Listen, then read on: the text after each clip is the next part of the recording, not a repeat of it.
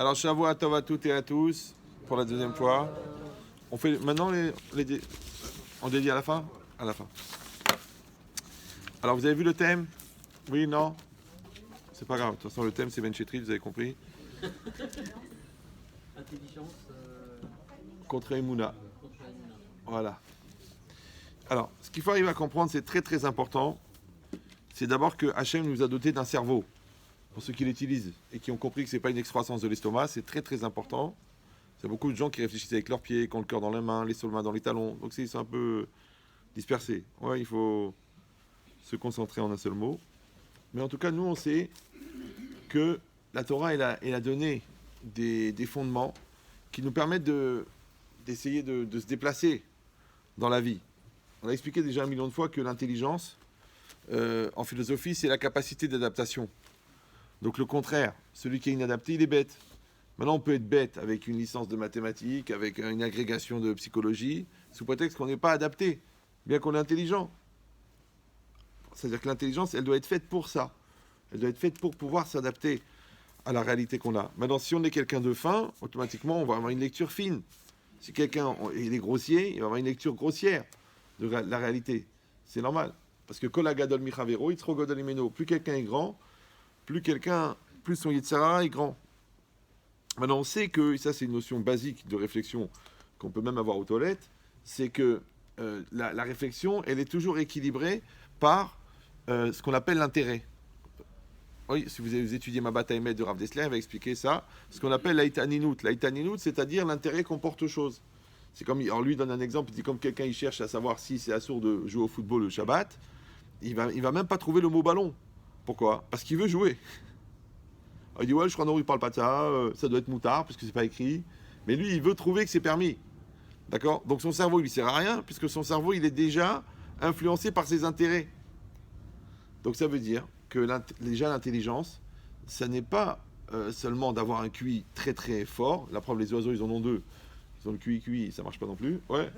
C'est de savoir quelle est la part d'influence de ses intérêts dans sa réflexion. C'est-à-dire que si je ne suis pas libre de mes intérêts, par exemple, si quelqu'un il est très intelligent mais il est paresseux, alors il ne va pas trouver l'intérêt de faire des efforts. C'est normal puisque son cerveau lui va lui dire, son corps va lui dire à son cerveau repose-toi. Vous me suivez ou d'accord? Maintenant, dans tous les choix qu'on fait, dans toutes les orientations qu'on fait, dans toutes les réflexions qu'on fait, il y a toujours une part d'intérêt, toujours. Parce que même pour s'intéresser à quelque chose d'intéressant, il faut un intérêt. Maintenant, si j'ai un intérêt à ne pas être intéressé, automatiquement, c'est pas intéressant. Pourtant, dans l'absolu, c'est intéressant. Vous me suivez ou non? C'est comme la difficulté à se remettre en cause. C'est une maladie très grave. Ça s'appelle l'obstination. La semaine dernière, j'ai eu un monsieur au téléphone, un problème Shalom Bayit, mais il m'a fatigué au bout d'1 heure. Je lui ai dit, tu sais la différence qui est entre obstiné et déterminé? Il m'a dit non. Je dis, il y en a un des deux qui est un CON. Bah oui, parce que tu m'appelles, je te répète 50 fois, je t'explique, je te démontre, je te développe. Mec, maintenant, c'est un gars intelligent. Je dis, écoute, c'est juste que tu veux absolument que je dise ce que tu dis toi. Maintenant, pourquoi tu m'appelles moi si tu veux que je dise ce que je te dis toi? Tu m'appelles moi pour avoir une autre lecture. Maintenant, je te donne une autre lecture. Et je te montre comment ta lecture à toi, elle est limitée par tes intérêts, par ta petitesse, par ta gava, par ta maroquinerie, par ta tuniserie, par ta... Donc, je dis donc, t'es tout sauf objectif. Maintenant, laisse-moi dire le truc. Ah non, c'est grave, c'est comme ça, c'est comme ça. Je sais pourquoi tu m'appelles pour que je dise pour que je dise ce que tu dis toi. Alors pourquoi j'ai étudié et toi non? Il y a la barbe, elle a poussé au mauvais endroit. Ouais. Donc c'est que la personne, elle a confondu obstiné et déterminé. Maintenant, comment tu sais si tu es déterminé ou si tu es obstiné? Vous savez comment vous le savez? C'est si tu arrives à te remettre en cause. Si tu n'arrives pas à te remettre en cause, c'est que tu es obstiné. Ouais. Si tu arrives à te remettre en cause, c'est que tu es déterminé. Parce que malgré que tu peux défendre le contraire de ce que tu penses, malgré que tu peux argumenter dans le sens de l'autre, quand même, tu gardes ton avis. Mais si tu ne peux même pas argumenter dans le sens de l'autre, si tu ne sais même pas ce que l'autre y pense, comment tu peux sans penser que la science a la raison si tu ne sais pas ce qu'elle dit la Torah? Comment tu peux penser que tu as raison, tu ne sais même pas ce qu'elle dit ta femme? Comment tu peux dire je ne suis pas d'accord avec quelqu'un alors que de toute façon tu ne peux pas être d'accord puisque de toute façon tu ne sais pas ce que dit l'autre? C'est-à-dire que pour être pas d'accord, il faut pouvoir être d'accord. C'est ça que la Gemara dit que Beth Shammai et Beth Hillel, ils ont discuté 2 ans et demi sur un sujet. Ouais. Pourquoi ça a duré tellement longtemps? Parce que la hanava de l'un et de l'autre, c'est qu'ils étaient capables de répéter l'argumentaire de l'autre. Maintenant, je connais ton argumentaire, Et je suis pas d'accord, et je t'explique pourquoi. Toi, tu connais le mien, mais de vous à moi, vous avez déjà discuté avec des gens dans la vie. 90% des gens qui s'engueulent, ils savent même pas ce qu'il dit l'autre. Ça les intéresse pas, parce que c'est ton opinion. Mais alors pourquoi on n'est pas en train de parler? Parler, c'est dialoguer, dialoguer, c'est dialectique, dialectique, c'est le cumul des arguments. Tu dis jeudi, tu dis jeudi, tu dis jeudi, on arrive à vendredi un jour. Ouais. C'est normal, il y a un échange. Mais si toi, tu veux pas parler, moi, je parle avec beaucoup de gens. Des fois, les gens ils disent oui, la religion. Ok, qu'est-ce que tu veux? En philo, tu veux parler philo? Ça me dérange pas.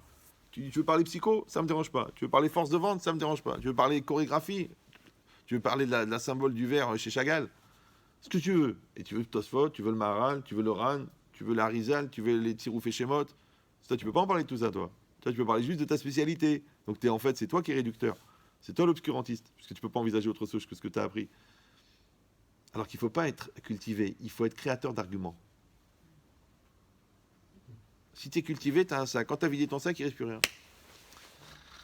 L'intelligence, c'est la capacité à créer un argument. Si tu n'es pas créateur d'arguments, donc tu n'es pas autonome. Si tu n'es pas autonome, tu es dépendant de celui qui t'a enseigné. Si tu es dépendant de ce que tu as enseigné, tu as intérêt à choisir un mec intelligent, parce que sinon tu vas être le double d'un Brel. C'est pour ça que clone, ça peut s'écrire clown.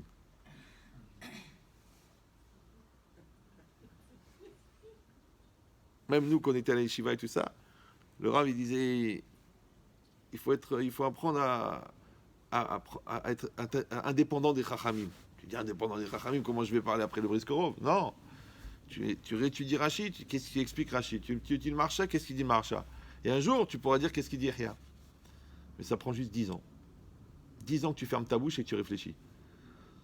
Mais si, tu n'as même pas ouvert un livre et tu dis, tiens, j'ai mon idée, j'ai mon avis. Attends, t'es qui, toi? Tu dois trembler devant Rachid. Une fois, j'ai dit un commentaire comme ça, j'ai dit, bon, Rachid a expliqué comme ça. Le mec, il m'a dit, je suis pas d'accord avec Rachid, c'est son opinion. J'ai dit, mais j'ai pas dit Rachid, j'ai dit Rachid. Il faut remettre les choses dans le contexte. C'est pour ça que le texte, c'est important chez nous, sinon il reste le...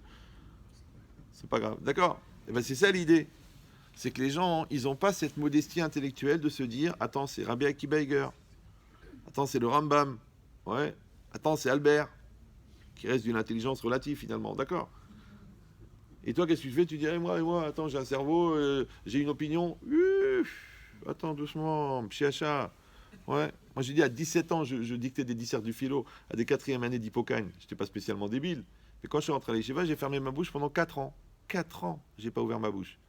Pas un mot de philo, rien. Parce que je voulais apprendre la Torah. Je veux apprendre la Torah. Qu'est-ce qu'elle dit, la Torah? Ah, mais moi, je veux comparer. Moi, j'ai mon idée. Non, ça m'intéresse pas. Je sais ce qu'elle dit la philo. Maintenant, je veux savoir qu'est-ce qu'elle dit la Torah. Maintenant, tu peux polluer ta Torah avec la philo. Tu peux polluer la philo avec ta Torah. Ça s'appelle Rosek Bamizva, pas Tormina Mitzvah. À ce moment-là, ce qu'elle dit la Gemara, tu étudies bien dans une yeshiva, tu as bien appris, tu chantes d'une autre yeshiva. Mais si tu mélanges la philo, la pensée, la psychologie, tes malaises personnels, tes psychoses, tes nerfs, tes stress, tu viens thérapeute. Non, je veux dire, tu as des problèmes. Alors qu'il faut se poser. Et ça, c'est l'intelligence. Et ça prend du temps. Parce que les idées, il faut les apprendre, il faut les comprendre, il faut les intégrer, il faut les mûrir, il faut les devenir. C'est pas, moi, vous voyez que je parle très vite. Alors vous croyez que c'est facile. Ce que je vous dis, c'est fondé. Vous pouvez prendre chaque phrase et l'écrire sur une feuille et réfléchir une dizaine d'années dessus. Ouais, parce que j'ai beaucoup travaillé sur les notions. Et c'est normal, parce que j'ai le kavod du tzibour, je ne vais pas vous donner de la chlala. Je peux faire un peu de Vartora avec une histoire de Baal Shem Tov et une blague à la fin. Mais c'est pas le projet. Il y a des rabbins pour ça. Des rabbins des bois. Ouais. Ça, c'est des choses qui sont fortes, qui sont profondes. Parce que moi, mon projet, c'est qu'une personne, elle gagne 10 ans à la fin du cours. D'ailleurs, j'ai des gens qui ont fait 20 ans de collège et qui écoutent les cours. Ils me disent, écoute, Eria, j'ai du mal. Il me dit, tu fais ça à des bar à tchouva. Je sais pourquoi, parce qu'il est pas religieux, il est bête. Non, on baisse pas le Sefer Torah. Est-ce qu'un jour on va mettre un Sefer Torah en phonétique parce que les gens ils savent pas lire? Est-ce qu'on va mettre un Sefer Torah en bande dessinée parce que les gens ils sont pas Shomer Shabbat?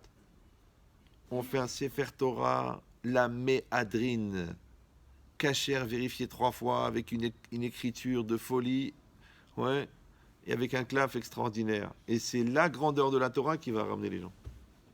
Donc tu ne dois pas solder la Torah sous prétexte que les gens ils sont pas cultivés. Vous me suivez? Alors moi je dis pas ça seulement moi en tant qu'enseignant, vous aussi en tant que parent. Si vous avez une Torah débile, ne vous étonnez pas que les enfants ils soient influencés par la philo. Si vous avez une tradition qui est fondée sur rien, c'est normal qu'elle arrive à la fac, on dit attends, le prof il est super puissant, le rabbin il dit des bêtises. Donc tu es obligé de monter la barre. Tout le temps. Tout le temps, tout le temps, tout le temps, tout le temps. Il faut que l'enfant il dise waouh, papa, waouh, maman, waouh. Et si on n'est pas trop intello, il faut que ça soit dans le comportement, ça doit être dans l'honnêteté, ça doit être dans la finesse, ça doit être dans la pudeur, ça doit être dans le shalom. Il faut que les enfants ils soient impressionnés, qu'on soit des repères pour eux. Et le Rav c'est pareil, parce que Talmidim Arem Kebanim. Donc le Rav il doit être 100 fois plus fort que. Moi je vois des gens, ils étudient 2 ans, ils deviennent Rav. Je dis mais quel Rav, Rav âgé. Nous notre Rav c'était un tueur à Pognovitch, c'était un monstre à Brisk. Il est venu à Épinay dans un bled perdu à côté de Khalal Khalé pour enseigner à des gens qui avaient le bac. On ne le savait pas, nous. Moi j'ai pas été dans l'Union Teshiva, moi je croyais que c'était ça un Rav. Mais après j'ai vu qu'il y avait des Rav, des Raviolis, des Rav âgés, des. Ouais. Mais ça veut dire quoi? Il faut que le Rav il soit fort. Il faut qu'il soit fort. C'est ça son tarlit doit être fort. Oui, vous me suivez ou non? Donc les gens, moi, ils font un petit peu de chouva, ils étaient dans la force de vente, ils se mettent à être conférenciers. Dis-moi, oh, c'est pas des savonnettes là, c'est des nishamot. Donc c'est ça l'intelligence. L'intelligence, c'est de s'adapter. Maintenant, s'adapter à quoi? Ouais, parce que émet, c'est la vérité. Mais c'est émet, c'est matim. Matim, c'est adapter. D'accord? Ravolbeu, il dit émet chez nos matim qui matcheker. Une vérité qui n'est pas adaptée, c'est presque un mensonge. Maintenant, dans l'adaptation, il y a 2 niveaux. Il y a soit tu vas baisser parce que les gens sont bas, soit tu vas monter pour que les gens soient obligés de s'adapter. Maintenant, si tu as confiance dans les gens, si tu as confiance dans tes enfants, que tu dis mes enfants sont des enfants intelligents, alors je ne vais pas leur dire des bêtises. Ouais. Mon conjoint est quelqu'un d'intelligent, donc je ne vais pas lui dire des bêtises. Je ne vais pas me moquer d'elle, je ne vais pas me moquer de lui. Donc qu'est-ce que tu fais? Tu élèves le niveau. Plus tu élèves le niveau, tu élèves le débat, tu élèves la compréhension et tu verras qu'il y a des réponses à toutes les questions. Il ne faut pas avoir peur. Moi, je vous dis souvent, mais je crois que je rigole, mais j'ai eu la chance de ne pas faire d'études. Je n'ai pas de complexe. Je parle avec des professeurs de psychologie, avec des agrégés de médecine et des patrons de CHU. Je n'ai pas de complexe. Je n'ai pas la gava. Je n'ai pas de complexe. Tu as bien étudié le Rav Dessler sur la marroquette Rambam sur la médecine. Tu as étudié le Rav Chaim Vital, tu as étudié le Rashba dans les Tshuvot Rashba sur la médecine, mais tu es tranquille, tu peux parler avec un médecin, n'aie pas peur. Les gens disent ah mais quand même non, je te dis moi des médecins ils me disent combien d'années de médecine avez-vous fait? Et encore une fois c'est pas pour moi, c'est pour les textes, ils sont là, ils sont à la portée, tu les veux, ils sont là. J'ai fait un cours comparé sur le rêve. Il y a un monsieur, il m'a dit écoutez, le cours ne sert à rien monsieur, ce cours-là ne sert à rien parce que les gens n'ont pas compris le niveau. Il m'a dit moi je vous mets un parterre de spécialistes, des psychanalystes et des psychologues et on va faire une analyse comparée sur le rêve et l'illusion et là vous aurez des gens pour écouter ce que vous dites parce que c'est trop balèze pour ces gens-là. Et moi qu'est-ce que je leur dis moi? Que des commentaires du Moyen-Âge. Du Moyen-Âge. Le Rashba, le Rabbi Bechaye, les Msukim sur le mot. Et les conclusions du CNRS en 2010, c'est les mots du Rabbi Bechaye au Moyen-Âge. Donc on a un problème. On a trop d'avance. Vous suivez ou... Parce qu'à l'époque où les Gaulois, ils ont compris, ça on dit que le Gaulois a inventé le matelas. C'est très intéressant. Genre, à l'époque, quand on était à l'école, on avait appris ça. Le Gaulois a inventé le matelas. C'est que le mec, il a compris que quand il y a quelque chose entre son derrière et le parterre, ça fait moins mal que quand il n'y a rien. Vous savez qui c'est qui vivait à l'époque des Gaulois? Rabbi Akiba. Et Rabbi Akiba, quand il voyait une fougère, il te disait le Gilgoul de qui c'est. Il connaissait les chemins de l'univers, il connaissait la distance entre les différentes planètes. Tu peux mettre Rabbi Akiba d'un côté et un Gaulois de l'autre côté, nos ancêtres.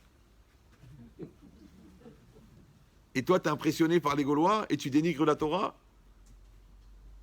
Dis-moi, ton prénom c'est Jacques? Parce que j'ai envie de t'appeler Brel. D'accord? Donc venez, on va réfléchir sur cette notion qui est tellement importante.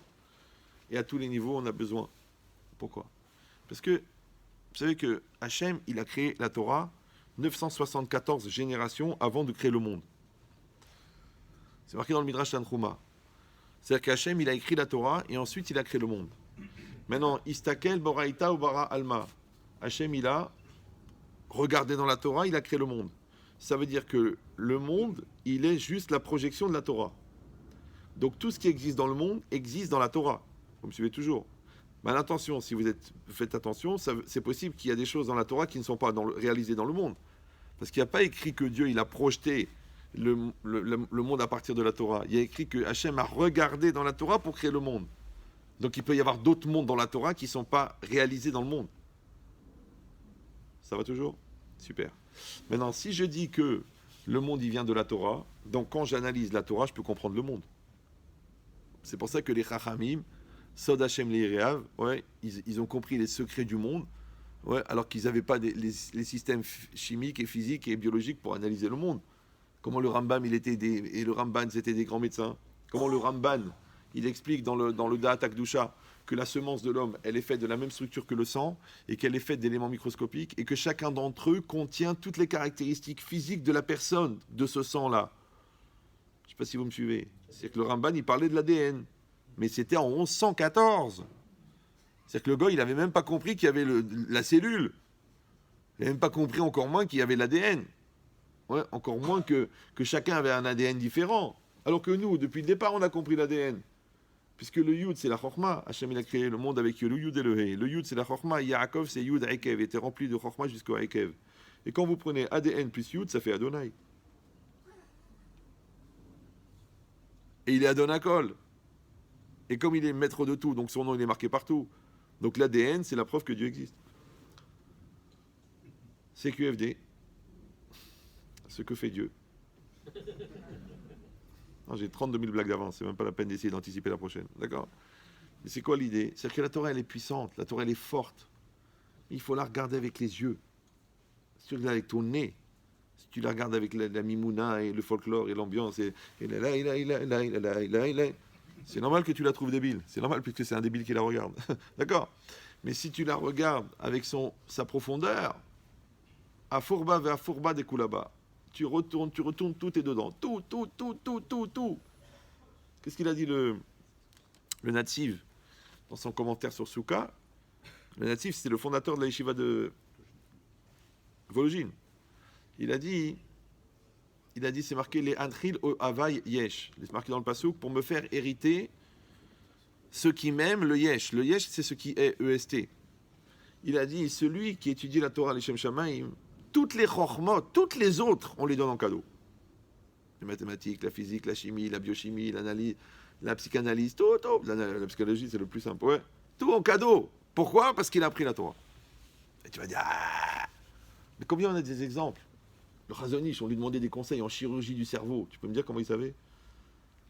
Je crois qu'il a fait la fac de médecine. Le Rav Firer, tu lui poses des questions. Il te dit comment faire. Le Rav, comment il s'appelait le genre de Chazonish? J'ai oublié. Raphaïm. Comment il s'appelle? Non, l'autre gendre. Celui qui était spécialiste de la médecine. J'ai oublié. Il a appris la médecine aux toilettes, lui. Une tête incroyable. Une fois, il y a une jeune fille qui avait une tumeur au cerveau. Ils ont été voir le Chazonish. Le Chazonish, il a dit au chirurgien, vous devez rentrer par ici, ne pas toucher à cette enveloppe-là, aller là-bas. Et après, vous ne pouvez pas ressortir par le même endroit parce que ça va détériorer un autre endroit du cerveau. Et après, elle va être dans le coma pendant une semaine. Après, elle va se réveiller du coma et pendant 3 jours, elle ne pourra pas parler. Et après, elle va se lever, elle va partir. Tout ce qu'il a dit, ça s'est passé. Tu crois que c'était un prophète, le Chazonish? Non, pas du tout. Quand ils lui ont dit, mais d'où vous savez ça? Il a dit, ça c'est une Mishnah là-bas, ça c'est une Gemara là-bas, ça c'est un Remez là-bas, ça c'est... Mais toi, tu peux le lire 1 million de fois, la Mishnah, tu verras jamais ça. Mais lui, il ne voit pas la Mishnah comme toi. C'est le Chazonish, je vois pas. Lui, il est mort sur chaque Mishnah. Ouais. Toi, tu es mort rien que de penser que tu vas étudier cette Mishnah. Vous savez comment il étudiait le Chazonish? Il avait une chavruta comme ça, il étudiait quelqu'un, il avait une table avec les Sfarim. Il avait un lit, à côté du lit, il y avait des feuilles de papier et un stylo. Quand il y avait une question, il se concentrait, il marchait. Et après, d'épuisement, il se tombait sur son lit, il écrivait la réponse qu'il avait, et après il s'évanouissait. Et le gars qui étudiait avec lui, un jour, il n'en pouvait plus. Il a dit, Rav, arrêtez de vous mettre dans un état pareil, parce que la réponse que vous avez trouvée, elle est extraordinaire. Il a dit, Rodlo. Pas encore. Il continuait. C'est-à-dire, il allait au maximum, ouais. Et il s'évanouissait d'épuisement. Ouais. Il écrivait le commentaire qu'il trouvait, et il s'évanouissait. Et un jour, l'autre, il a eu tellement peur, il a dit, il va faire un arrêt cardiaque. Il a dit, mais Rav, ça suffit, la réponse que vous avez trouvée, elle est extraordinaire. Qu'est-ce qu'il a répondu, le Chazonish? Il a dit, Anilo Yachol Irtov, je ne peux pas écrire Anirod Lomet Alze, je ne suis pas encore mort sur cette réponse. Pourquoi? Parce que c'est marqué En Torah niknit el abemiché, memit atzmo alea. La Torah ne s'acquiert que celui qui est mort pour elle. Lui, il a dit le pshat, tu meurs. Ça, tu dis non, tu meurs, ça veut dire tu te lèves le matin, tu casses ta gava pour écouter la chavruta, tu réécris le shiur alors que t'as la flemme de le faire. Ça c'est pas la mort, ça c'est rien ça. Lui, il est mort. Il est mort. Et tu dis, mais s'il est mort sur chaque question, il a écrit 19 volumes comme ça, tu dis, attends, mais combien de fois il est mort? Et tu crois que quelqu'un qui a étudié comme ça, qui a à peu près 21 fois la tête d'Einstein, tu crois que lui, il s'est planté, il s'est fait avoir parce qu'on lui a fait du bourrage de crâne ou là, du lavage de cerveau. Et toi, Bliainara, qui a un DUT d'éducation spécialisée, ou qui a eu ton BEP de mécanique du premier coup à l'Orte, avec mention très bien, t'es pas d'accord avec le Hazonish? Fais cette mitzvah accessible à n'importe quel niveau de religion, ferme-la. Prends la patience de dire peut-être qu'il est intelligent, peut-être qu'il n'est pas bête. Encore une fois, c'est pas pour dénigrer, c'est pour te dire c'est des cerveaux. Il y avait un rave qui s'appelait Rav Gedalia Nadel. Vous avez entendu parler de lui ou non? Ouais, sortez un petit peu. Il n'y a pas que Cyril Hanouna et M6, d'accord? Ce Rav Gedalia Nadel, le Chazonish, il disait de lui, quand ce Rav il avait 14 ans, que c'était une tête de feu. Alors celui que je viens de vous citer, il parle de l'autre en disant que c'est une tête de feu. Je sais pas si vous... Ouais. Et lui, c'était un gaon dans la Torah, et genre à 17 ans, 18 ans, il avait tout fini. Et il continue à étudier, mais il étudie en même temps des autres choses, s'amuser avec la physique, avec la chimie, comme ça, pour s'amuser. Et un jour, un gars, il m'a raconté à moi, lui, il était ingénieur en recherche et développement chez EDF, d'accord, spécialisé dans l'électricité. Et il va chez Rav Gedalia pour demander une bracha. Et Rav Gedalia, il lui dit, qu'est-ce que tu fais dans la vie? Il a dit, je suis ingénieur en électricité. Il a dit, ah bon? Il dit, j'ai une question pour toi. Il a dit, vas-y. Il a dit, si deux montres à quartz, ouais, elles ont le même quartz, et tu les démarres, comment ça se fait qu'au bout d'un moment, il y en a une qui est en panne? Enfin, il y en a une qui va moins vite que l'autre. L'autre, il a dit, c'est impossible parce que le quartz, pourquoi on utilise le quartz? Parce que le quartz, il a une transmission de signal qui est régulière. Donc ça peut pas possible, une montre à quartz ne peut pas être en retard. Impossible. Il est parti. Un an après, il revient pour une autre bracha. Et le Rav lui dit, mais c'est toi l'ingénieur, c'est le français, je me rappelle de toi, je t'ai posé une question. Il lui dit, écoutez, Rav, on a discuté avec tous les ingénieurs de notre bureau de développement à EDF, et tout le monde a dit, non, c'est impossible, le quartz. Il a dit, ah, ils sont bêtes, tes copains. Il a dit, pourquoi? Il a dit, ok, le quartz, il est régulier, mais d'où il reçoit l'impulsion? De la pile. Et jamais il y a deux piles qui ont la même puissance. Donc au bout d'un moment, il y en a une qui va moins vite que l'autre. Donc il y a moins d'impulsion. Donc comme il y a moins d'impulsion, il y en a une qui est en retard. Tu peux me dire comment les mecs, ils sont toute la journée à faire ça, ils n'ont pas trouvé. Et lui, il a avec sa Gemara, il a trouvé. Une fois, il était dans un concours Lépine à Londres. Il y avait un schéma comme ça d'un moteur. Il reste 10 minutes comme ça en train de regarder. Maintenant, il ne parle pas l'anglais, lui, ni le français. Concours Lépine, c'est les inventeurs. Les gars, il a inventé un truc que personne n'a fait, c'est lui qui l'a fait. Et lui, il regarde comme ça et tout. Au bout d'un moment, l'inventeur, il dit au gars qui accompagnait le rave, mais qu'est-ce qu'il a, le rabbin, là? Il a dit, je sais pas, laissez-le, il réfléchit. Au bout d'un quart d'heure, il dit, bon, dis-lui en anglais qu'il a inventé ça, ça sert à ça, ça améliore ça, mais le défaut, c'est que ça, ici, au niveau de la carburation, ça bloque ici, et là, il y a de la déperdition, il perd de la vitesse. Le gars, il est devenu fou, il a dit, c'est pas possible, j'ai mis 20 ans pour le trouver, lui, en 5 minutes, il a tout. Encore une fois, c'est pas pour vous impressionner, c'est pour dire que l'intelligence, que la Torah, elle est plus qu'intelligente. Il y a l'intelligence, et il y a la Torah. La Torah, c'est pas de la chorma. Parce qu'on dit chorma bagoïm, ta'amin. Torah bagoïm al ta'amin. Ouais. Donc la Torah, c'est pas de la chorma. T'as pas besoin d'avoir la crainte de Dieu pour faire des maths. Mais tu as besoin d'avoir la crainte de Dieu pour faire la Torah. Et si tu comprends rien dans la Torah, c'est pas parce que t'es bête, c'est parce qu'il n'y a pas la crainte de Dieu. Il n'y a pas la kedusha. Si tu as l'esprit pourri par tous les décolletés que tu as vu dans ta tête, après ne dis pas je comprends pas ce qu'ils veulent Tosfot. Mais baba, t'as la tête pourrie. Maintenant ça, tu peux avoir la tête pourrie, tu peux être pédophile et être spécialiste de la pédagogie infantile. Il n'y a pas de problème. Parce que ça, c'est de la chorma. Dans la chorma, il n'y a pas besoin de kedusha. Maintenant après, puisque la Torah, elle est plus grande que la chorma, donc la chorma, elle est aussi dans la Torah. Vous me suivez ou non? Parce que Bichlal Mataï Mané, quand il y a 200, il y a 100. Si je viens chez toi, je dis, tu peux me prêter 100 euros? Ah, je m'excuse, j'ai 200. Attends, si tu as 200, tu peux me prêter 100? Ah non, j'ai 200. Non, mais je te demande 100, je te demande pas 200. Je sais, tu me demandes 100, mais moi j'ai 200. Mais si tu as 200, tu as 100. Oui, non, ça va ou c'est trop rapide pour vous? Ouais. Ben, c'est exactement pareil. Tu crois que le gars qui est un génie dans la Torah, il a un problème avec les maths?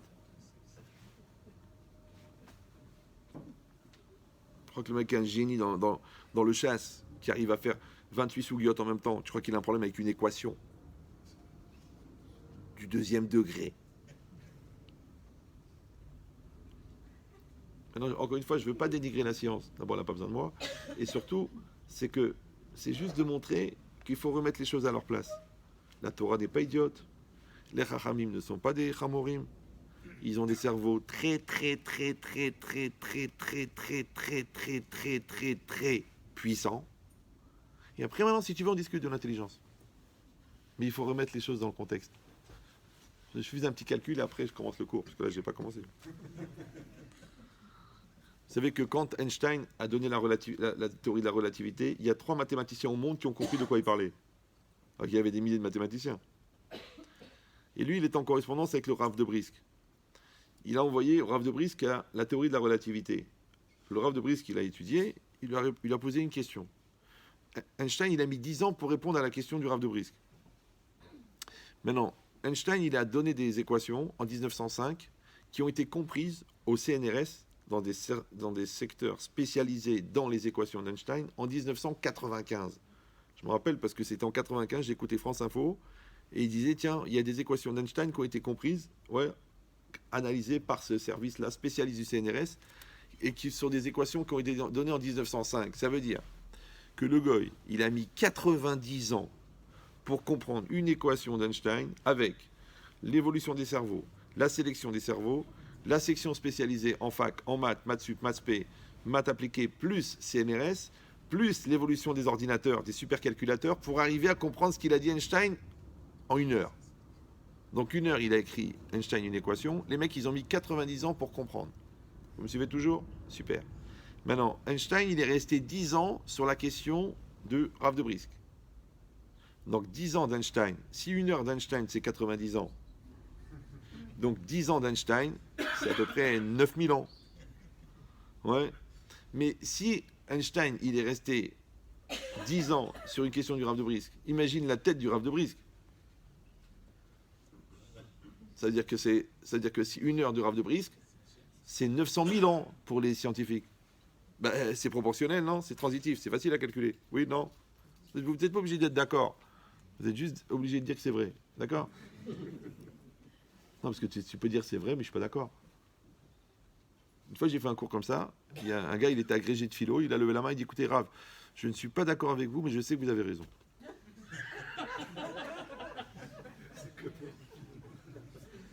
Agrégé de philo. Non, un gars très très intelligent, mais il a été honnête. Pourquoi? C'est normal. En vérité, il sait que j'ai raison. Mais il ne peut pas être d'accord, parce que s'il est d'accord, maintenant, il faut qu'il change sa vie, qu'il quitte la Goya, qu'il mange cachère. C'est compliqué. Donc, il sait que j'ai raison, mais il ne peut pas être d'accord. Parce que être d'accord, ça voudrait se remettre en cause. Donc on recommence, Aodon Kolo, cousin de Marco Polo, que le vrai problème de l'intelligence, c'est pas une capacité cognitive intense, c'est pas une capacité de calcul de 23 millions d'opérations par seconde, c'est est-ce que tu es prêt à te remettre en cause? Voilà. Donc si tu n'es pas prêt à te remettre en cause, c'est pas les études qui vont t'aider à devenir intelligent. C'est pas d'être marié avec quelqu'un d'intelligent, c'est pas d'avoir des parents intelligents, c'est même pas d'avoir une Torah intelligente si tu veux pas te remettre en cause. C'est pour ça que j'avais fait la démonstration. Je sais pas si vous... Bon, je sais que ce Shabbat, vous l'avez entendu, mais je peux la redire. La remise en cause. Vous vous rappelez ce que c'est la remise en cause? Oui, non, oui, non. Vous pouvez réécouter. Oui. Moi, j'assiste moi-même à tous mes cours et je réétudie le sujet en même temps que je le dis. C'est comme ça d'ailleurs que je le comprends de mieux en mieux. Donc on va prendre en français. Remise en cause. C'est quoi la cause? La cause, c'est très simple. La cause, c'est la loi de causalité. La cause entraîne la conséquence. D'accord? Alors si vous n'êtes pas d'accord avec la loi de causalité, vous avez un vrai problème. C'est que vous ne comprenez rien à ce qui vous arrive, premièrement. Deuxièmement, vous ne pouvez pas être croyant. Parce que quand tu crois à la cause, tu penses qu'il y a une cause à la cause. Et il y a une cause à la cause. La cause de la cause de la cause de la cause jusqu'à la cause première. La cause première, c'est Dieu. Ça, il s'appelle Sibat à Sibot. La cause des causes. Donc quand tu ne crois pas à la loi de causalité, tu ne crois pas en Dieu. Alors, quoi ça sert de mettre les filines si tu ne crois pas en Dieu? Un porte-bonheur. Achète un fer à cheval. Donc, la cause, vous avez compris, c'est ce qui génère la conséquence. Et il y a toujours un lien entre la cause et la conséquence. Super. Maintenant, c'est quoi la mise en cause? En français, mise en cause. Quand tu es mis en cause, c'est quoi? C'est que toi, pour l'instant, tu étais spectateur. Tu as vu la cause ici, tu as vu la conséquence. Tu as vu le caillou qui volait et tu as vu la vitre cassée. Tu dis, ah tiens, la vitre est cassée parce que le caillou a volé. Ok. Tu peux te tromper. Peut-être qu'il y a un gars, il a tiré une balle en même temps, qu'en fait, c'est la balle qui a cassé la vitre. Et à la même seconde, la vitre, elle a été traversée par le caillou, mais le caillou, il traversait une vitre qui était déjà cassée. Donc des fois, la cause et la conséquence, ça peut être trompeur. C'est un effet d'optique. D'accord? Maintenant, c'est quoi l'idée? Maintenant, tu es extérieur, tu vois la cause et la conséquence. Mais la cause, tu la vois, elle est là. Mais quand toi, tu es mis en cause, ça veut dire que c'est toi la cause. Vous suivez ou non? Tu es mis en cause. On te prend toi, on te met cause. Comme tu tapes dans la boule, tu vois la boule de billard à l'avance parce qu'il y a la barre. Maintenant, tu as compris que c'est le mec qui tient la barre qui a envoyé la boule. Alors, si c'est toi qui tiens la barre, ça s'appelle que c'est à cause de toi. Voilà. Là, il faut juste régler un petit problème au niveau psychiatrique. C'est que les gens, dès qu'on leur dit que c'est à cause d'eux, d'un coup, ils se sentent mal. Ah, c'est à cause de moi, c'est à cause de moi. Ah, c'est encore à cause de moi, j'en ai marre de ces cours où on me met de la culpabilité, c'est toujours à cause de moi. Écoute, mon frère, si tu n'es pas prêt à affronter psychologiquement le malaise de la remise en cause, tu ne peux pas vivre. Pourquoi? La preuve, regarde, la preuve. C'est que quand je dis que c'est à cause de toi, ça veut dire aussi que c'est grâce à toi. Si c'est à cause de toi, ça veut dire que c'est toi qui as la chose en main. Si c'est à cause de toi, c'est que toi qui as le pouvoir de décision. Donc si ça réussit, qu'est-ce que je vais dire? C'est grâce à moi. Si tu te plantes, je dis c'est à cause de moi. Pourquoi tu prends mal que c'est à cause? Mais à cause, ça veut dire que c'est la liberté. Puisque c'est toi qui es mis à la place de la cause. C'est toi qui es mis en cause. Alors que les gens mis en cause, ils voient toujours le côté péjoratif, le côté angoissant. Mais qui c'est qui réagit quand tu te sens mal? Ça s'appelle la susceptibilité. Et la susceptibilité, c'est de la psychiatrie. C'est pas de l'intelligence. Donc tu décides, est-ce que tu es dans le regesh ou est-ce que dans le sechel? Si tu es dans le cerveau, il n'y a plus de susceptibilité, parce que le cerveau ne se vexe pas. Si tu es dans le regesh, si tu es dans le sentiment, il n'y a plus de cerveau. Donc c'est pas la peine de faire des questions intellectuelles si au fond tu n'as pas réglé tes problèmes émotionnels. Donc c'est quoi la mise en cause? En fait, la mise en cause, c'est d'accepter que tu es la cause. Mais alors comment on appelle en français la conscience du fait que je suis la cause? Ça s'appelle la responsabilité. Je suis la cause. Je suis la cause. Ok. Donc je suis responsable. Maintenant, c'est quoi un malaise de mise en cause? C'est un malaise de responsabilité. Parce qu'en fait, je ne veux pas la responsabilité. Ça me stresse d'être responsable. Arrête de me dire que je suis responsable. Mais bah, si tu as 8 ans et demi, je dis ok, c'est pas de ta faute, mais tu as 32 ans. C'est toi qui conduis la maison, c'est toi la maman, c'est toi le papa, c'est toi le directeur, c'est toi le patron, c'est toi l'ingénieur, c'est toi le médecin. Donc je peux dire que tu es responsable. Non, c'est pour ça que tu es bien payé, parce que tu es responsable. Donc la responsabilité. Donc vous avez compris que la perpétuité du sentiment de mise en cause, ça s'appelle la responsabilité. Super. Alors c'est quoi la remise en cause? Tu as déjà compris la cause, tu as déjà compris la mise en cause. C'est quoi la remise en cause? Ça y est, c'est quoi encore la mise en cause? Alors la remise en cause, ça veut dire c'est la perpétuité. Ouais, donc ça s'appelle en français la perpétuité du sentiment de responsabilité. Et qu'est-ce que c'est en français la perpétuité du sentiment de responsabilité? C'est la maturité. Quand tu es mature, tu trouves normal d'être responsable. Vous me suivez ou non? Donc tu acceptes d'être la cause. Vous me suivez ou non? Maintenant, si la maturité, c'est la perpétuité du sentiment de responsabilité, vous comprenez tout de suite que les gens immatures n'arrivent pas à se remettre en cause. Donc toi, tu croyais que c'était un problème d'intelligence, toi, tu croyais que c'était un problème de confiance en soi. En fait, c'est un problème de maturité. Et la maturité, c'est quoi? C'est le rôle, c'est la relation d'adulte que tu entretiens avec une réalité. Et le lien avec la réalité, on a dit que c'est quoi? C'est l'adaptation. Et l'adaptation, c'est l'intelligence. Et c'est reparti pour un tour. Vous me suivez ou... Super. Donc si vous comprenez ça, alors il y a une chose. Parce qu'on a dit qu'Hachem, il a créé le monde. Avant de créer le monde, il a créé la Torah. Donc ce qui est écrit dans la Torah, c'est ce qui est dans le monde. Maintenant, la Torah, elle est divisée en deux groupes de mitzvot. Il y a des mitzvot qu'on appelle les chukim et des mitzvot qui s'appellent les mishpatim. Maintenant, les chukim, c'est quoi? Ce sont des lois incompréhensibles. A priori, il n'y a pas de cheminement intellectuel dedans. Genre les tefilines, pourquoi ils sont noirs, pourquoi ils sont carrés, pourquoi on les met sur le bras. C'est un chok. Le mikvé, tu rentres impur, tu sors pur, c'est un chok. La souka, tu t'assois dans une cabane, ok, en souvenir d'eux, mais c'est un chok. Par contre, il y a des mishpatim, il y a des lois logiques. Par exemple, tu tues, tu es condamné à mort. Ok, tu voles, tu dois rembourser, tu casses, tu payes. C'est des lois logiques. Donc il y a des lois, ce qu'on appelle des mishpatim, qui sont des lois logiques, d'accord, ce qu'on appelle intelligibles, c'est-à-dire dans lesquelles tu peux développer un cheminement intellectuel, et des lois qui sont inintelligibles. Maintenant, après, le problème, c'est le pluriel. C'est-à-dire que pourquoi la Torah a mis les deux? Si la Torah avait mis que des lois intelligibles, ce qu'on appelle une constitution, donc c'est des lois qui sont logiques, qui sont discutées, qui sont établies entre des gens intelligents. Donc c'est une constitution. Ok, on aurait dit donc. Donc la Torah, elle aurait été à ce moment-là humaine. Non, qu'est-ce qu'elle a fait la Torah? Elle a mis les téphilines. Oh, la téphilines, ça n'a aucun sens. Le mikvé, ça n'a aucun sens. Ok. Alors, elle dit, non, alors la Torah, elle aurait dû être que des lois inintelligibles. Oui, c'est-à-dire qu'il n'y a rien à comprendre, c'est comme ça, c'est des dogmes, c'est des chokim, il y a des lois, c'est comme ça. Tu mets les téphilines, tu vois. Mais pourquoi la Torah elle a mis des lois intelligibles? Pourquoi? Parce que quand les gens ils regardent les lois intelligibles, ouais, qu'est-ce qu'ils veulent faire? Ils n'acceptent pas les lois incompréhensibles. Alors c'est normal, pourquoi? Parce que tu dis la Torah, elle a été donnée aux hommes. Si elle est donnée aux hommes, elle est adaptée aux hommes. Si elle est adaptée aux hommes, elle est adaptable. Si elle est adaptable, elle est réformable. Si elle est réformable, c'est Copernic. D'un autre côté, tu dis non, la Torah c'est quoi? C'est Data Eloki, c'est l'Esprit de Dieu. Maintenant Dieu il est infini, en marché votai, marché votechem. Maintenant toi déjà, tu n'arrives même pas à discuter en mathématiques avec Einstein, tu veux parler avec Dieu d'intelligence. Donc ça n'arrive à rien de discuter le bon Dieu. Même intellectuellement, ce qu'on appelle la modestie intellectuelle. Vous me suivez ou non? C'est comme si Albert il est en train de faire une démonstration, ça fait 21 jours qu'il écrit au tableau. Toi tu l'arrêtes, tu lui dis écoute, excuse-moi, c'est faux.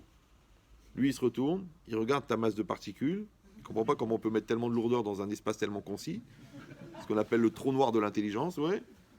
Il dit écoute, peut-être j'ai tort, mais ça m'étonnerait que toi tu arrives à le prouver, t'es qui toi? Eh ben je suis en deuxième année de maths, devant Albert. Tu te tais, tu baisses la tête. Alors si déjà, c'est un calvahamor, si déjà devant Albert tu baisses la tête, comment devant le bon Dieu tu lèves la tête? Donc c'est ou de l'inconscience, ou de l'ignorance. Parce que si tu es connaisseur de la puissance de la Torah, tu vas te calmer, ouais. Et si tu es inconscient, même si tu es connaisseur, ça ne servira à rien, parce que tu ne vois pas la grandeur. C'est comme si tu vas voir Rav Eliashiv et tu lui dis excusez-moi, j'ai vu dans le Mishnah Brura. Mais Rav Eliashiv, quand il répond à la question, il a réétudié toute la Torah entière. Et toi, tu as vu le Mishnah Brura. Et le Mishnah Brura, c'est son sang, c'est ses ongles. Tu crois qu'il ne connaît pas le Mishnah Brura? Vous comprenez ce que je veux dire ou non?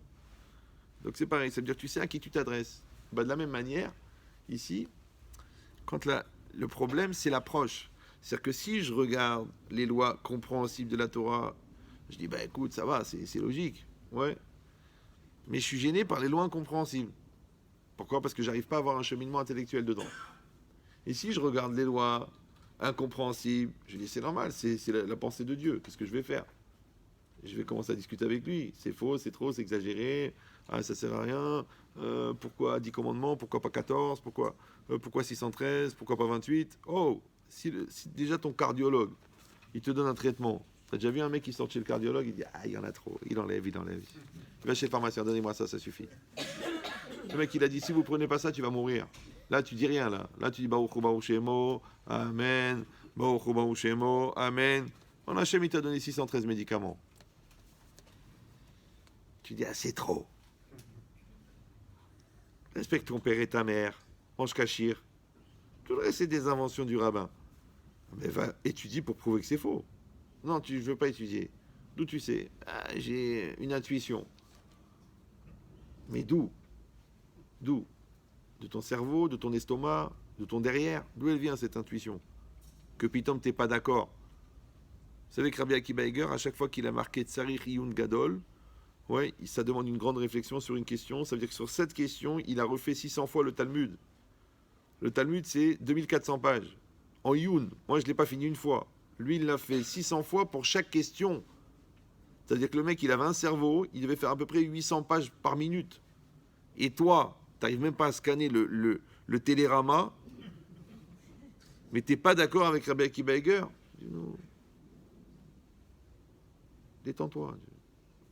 Encore une fois, tu peux étudier, tu peux discuter, tu peux aller voir le grand Rav et parler avec lui. Tu peux aller voir le Maggid Shur de Pognovitch et parler avec lui. Ok, mais sache qu'il a un cerveau, comme toi. Mais peut-être qu'il n'est pas de la même niveau de puissance. Et c'est normal. C'est normal. Comme si tu vas voir un grand professeur, tu réfléchis avant de parler. Tu dis pas, écoutez, je ne comprends pas pourquoi le cancer il s'est pas arrêté, j'ai mis de la crème Nivea. Tu dis, monsieur, j'ai pris 2 Doliprane. Comment ça se fait que j'ai mal? Je dis, monsieur, les métastases, vous en avez partout. Qu'est-ce que vous voulez faire avec votre Doliprane? Même la morphine en sucette. J'ai appris ça. Ils donnent de la morphine en sucette. C'est vrai. Des gens que ça va tellement loin, tellement fort. À part ce qu'ils ont en transfusion, ils ont des sucettes de morphine. Et ils sucent pour essayer de calmer la douleur. Et le mec, il dit, je comprends pas, j'ai pris un Doliprane 1000. Le mec, il dit, c'est moi le cancérologue, vous êtes quoi, vous? Et il dit, moi, je suis mécanicien auto. Bon, ben, les diurites, c'est pas des artères. Bienvenue. Cette logique-là, que le problème, encore une fois, c'est que dans la Torah, il y a les deux. S'il n'y avait que des lois compréhensibles, on était tranquille. S'il n'y avait que des lois incompréhensibles, on était tranquille. Parce que là, on aurait dit, rien à comprendre, qu'est-ce que je te dise? Non, la Torah elle dit non, il y a aussi des lois compréhensibles. Et toute la disparité qu'il y a dans la communauté, elle vient de ça. Ben oui, parce que, encore une fois, les gens, soi-disant les intellos, donc eux, ils vont jamais étudier la Torah. Donc ils vont dire c'est des bêtises, l'opium du peuple, ça a été inventé pour les brels. Mais jamais ils vont aller discuter avec le Rosh Yeshiva de Pognovitch, parce qu'ils ont peur. Parce que celui qui est convaincu qu'il a raison, il a peur d'avoir tort. Alors que celui qui cherche à avoir raison, il n'a pas peur d'avoir tort. Parce qu'il cherche à avoir raison. Vous sentez le... Donc ça sort un truc bizarre. Ça, c'est une réflexion que j'avais eue quand j'avais 14 ans. C'est que celui qui est prêt à ne pas comprendre a plus de chances de comprendre que celui qui refuse de ne pas comprendre. Je vais y aller doucement pour les gens qui ont passé un Shabbat douloureux, avec une sieste hallucinogène après la Dafina. Donc, quand je ne comprends pas, il y a un truc que je ne comprends pas. Je ne comprends pas. C'est devant moi, je ne comprends pas. Je vois une page remplie d'équations, je ne comprends pas. Ok. Maintenant, j'ai deux solutions. Soit j'accepte de ne pas comprendre, soit je refuse de ne pas comprendre. Vous me suivez ou non? Quand je refuse de ne pas comprendre, parce que ça me dérange de ne pas comprendre, parce que ça m'angoisse de ne pas comprendre, parce que ça me complexe de ne pas comprendre, je ne peux plus comprendre. Pourquoi? Parce que moi, j'avais une question intellectuelle qui était l'équation, et maintenant j'ai un malaise psychologique qui s'appelle le complexe de l'ignorance. Donc quand moi, j'accepte de ne pas comprendre, donc je ne suis pas dans le malaise de l'ignorance, donc ma question n'est pas devenue un problème. Donc je peux aborder la réponse. Moi, je vais faire un exemple parce que c'est trop abstrait pour vous. Je pose une question à quelqu'un. D'accord. Si je donne la réponse tout de suite, il me dit ouais, bon, c'est une question, c'est une réponse. Mais si je lui pose la question et je le laisse mijoter pendant une semaine, 2 semaines, 3 semaines, un mois, et au bout d'un mois, je me dis voilà, c'est ça la réponse. Qu'est-ce qu'il va me dire? Non, non, ça tient pas la route, c'est trop simple, c'est pas évident. C'est-à-dire comment ça se fait que je l'ai pas trouvé? Pourquoi? Parce que sa question, c'était une question, mais elle a évolué, elle a dégénéré, elle est devenue un problème. Parce que maintenant, elle s'est habillée avec la remarque de ne pas savoir. Maintenant, moi, je peux pas lui amener une réponse. Parce que lui, il n'a plus une question maintenant, il a un problème. Donc comme il a un problème, il n'a plus besoin d'une réponse, il a besoin d'une solution. C'est comme quand les gens ils viennent à la fin d'un cours, ils te posent des questions. Alors, M. Chetri, qu'est-ce que vous en pensez? Qu'est-ce que vous croyez que...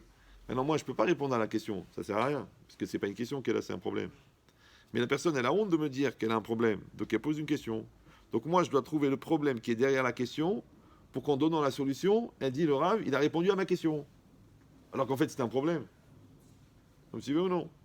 Par contre, le contraire, si la personne elle te pose une question et que toi, par honnêteté, tu donnes une réponse, qu'est-ce qu'elle dit? Le Rav, il n'a pas compris mon problème. Tu dis, mais tu n'as pas posé un problème, tu as posé une question. Donc les gens, ils sont malhonnêtes, en fait. Parce qu'ils ne te disent pas, j'ai un problème. J'ai un problème, je frappe ma femme. Ouais. Donc qu'est-ce qu'il te dit? Rav, qu'est-ce que vous pensez d'une femme qui manque de respect? Elle est encore vivante? Oui, oui, elle est encore vivante. Donc tu vois, il faut que je trouve que si tu me parles du manque de respect, c'est qu'en fait, tu as été trop loin et maintenant tu as honte et elle t'a dit si tu vas pas voir le Rav, je divorce. Donc tu es venu. Mec, ta gava, tu vas pas me dire j'ai frappé ma femme. Tu me dis c'est normal qu'elle me manque de respect. Et moi, qu'est-ce que je dis? Mais si elle te manque de respect, c'est pas par hasard. Parce que les gens qui sont respectés, c'est parce qu'ils sont respectables. Et les gens qui ne sont pas respectables ne sont pas respectés. Et quand tu n'es pas respecté, qu'est-ce que tu fais? Comme tu n'arrives pas à te faire respecter, tu t'imposes. Et quand l'autre n'écoute pas, tu frappes. Donc j'ai compris déjà que tu frappes. Parce que tu n'es pas respecté. Et pourquoi tu n'es pas respecté? Parce que tu ne veux pas faire l'effort d'être respectable. Donc et pourquoi? Parce que tu as la gava. Et la gava, elle fait que la preuve, c'est que tu ne me poses pas la question. Tu ne me poses pas ton problème, tu me poses ta question. Tu devrais me dire, écoute, je suis un bal gava, j'ai un problème et je frappe ma femme. Là, j'aurais dit, c'est bon, on va parler entre hommes. Je vais t'expliquer, c'est pas ton ennemi, elle t'aime, elle t'a déjà fait 5 enfants, c'est pas elle qu'il faut frapper. Et si vraiment tu te sens mal, tu vas dans la salle de bain, tu peines des coups de bout dans le carrelage. Et tu verras que tu auras les idées beaucoup plus claires. Parce que tu tapes pas la bonne personne là pour l'instant. Vous me suivez ou non? Ça s'appelle un transfert de culpabilité. Maintenant, moi, la personne, elle me pose une question. Donc, si je vais rester honnête par rapport à la question, je vais donner une réponse. Mais ça ne sert à rien, parce que c'est pas une question, c'est un problème. Mais c'est exactement pareil dans la connaissance, dans la recherche intellectuelle. Moi, j'ai une question. Mais fais attention, parce que la question vieillit mal. Donc, comme tu l'as gardée longtemps, elle est devenue un problème. Maintenant, elle s'est mûrie, elle a mûri en complexe, en angoisse, en comment ça se fait que je comprends pas, je suis nul, je suis un incapable. Donc maintenant, j'ai peur d'entendre la réponse, parce que la réponse, elle veut dire confirmation que tu es nul, puisque la réponse, elle est évitante. Donc, quand tu veux faire, qu'est-ce que tu dois faire? Tu dois dire, regarde, tu sais, c'était une bonne question, ça m'a pris du temps, alors que c'était bidon. J'ai réfléchi longtemps, et écoute, vraiment, colla cavote pour cette question. Donc, qu'est-ce que j'ai fait en fait? Je vais régler son problème de mal-être, de l'ignorance. Et maintenant qu'il a une oreille pour écouter, je lui donne la réponse. Et là, il me dit, oh, ouais, effectivement, ça peut s'entendre. Vous avez compris ou non? Donc là, en fait, c'est de la psychiatrie, c'est pas de l'intellect. Et ça s'appelle la vérité. Parce que tu as un corps et un cerveau. Donc il faut t'adapter aux deux. Le mec, tant qu'il n'a pas mangé, tu peux pas parler avec lui. C'est logique. S'il il a les yeux bloqués sur le décolleté, ça sert à rien de commencer à lui expliquer Freud. Il peut pas, le mec, il a les yeux dans le décolleté. Donc tu es obligé de jouer avec la matière et avec l'intellect, avec le spirituel, avec le matériel.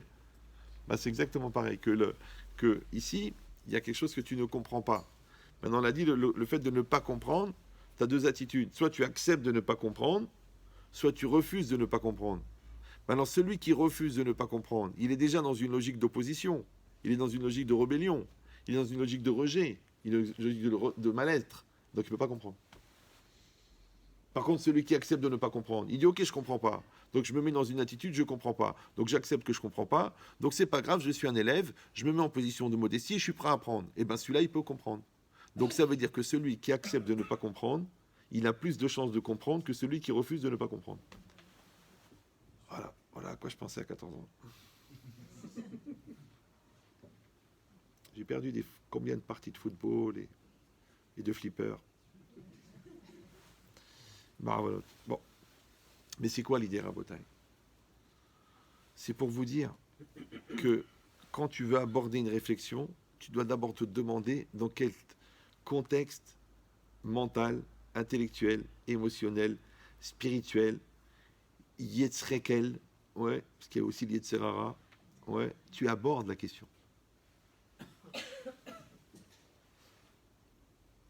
Et c'est normal.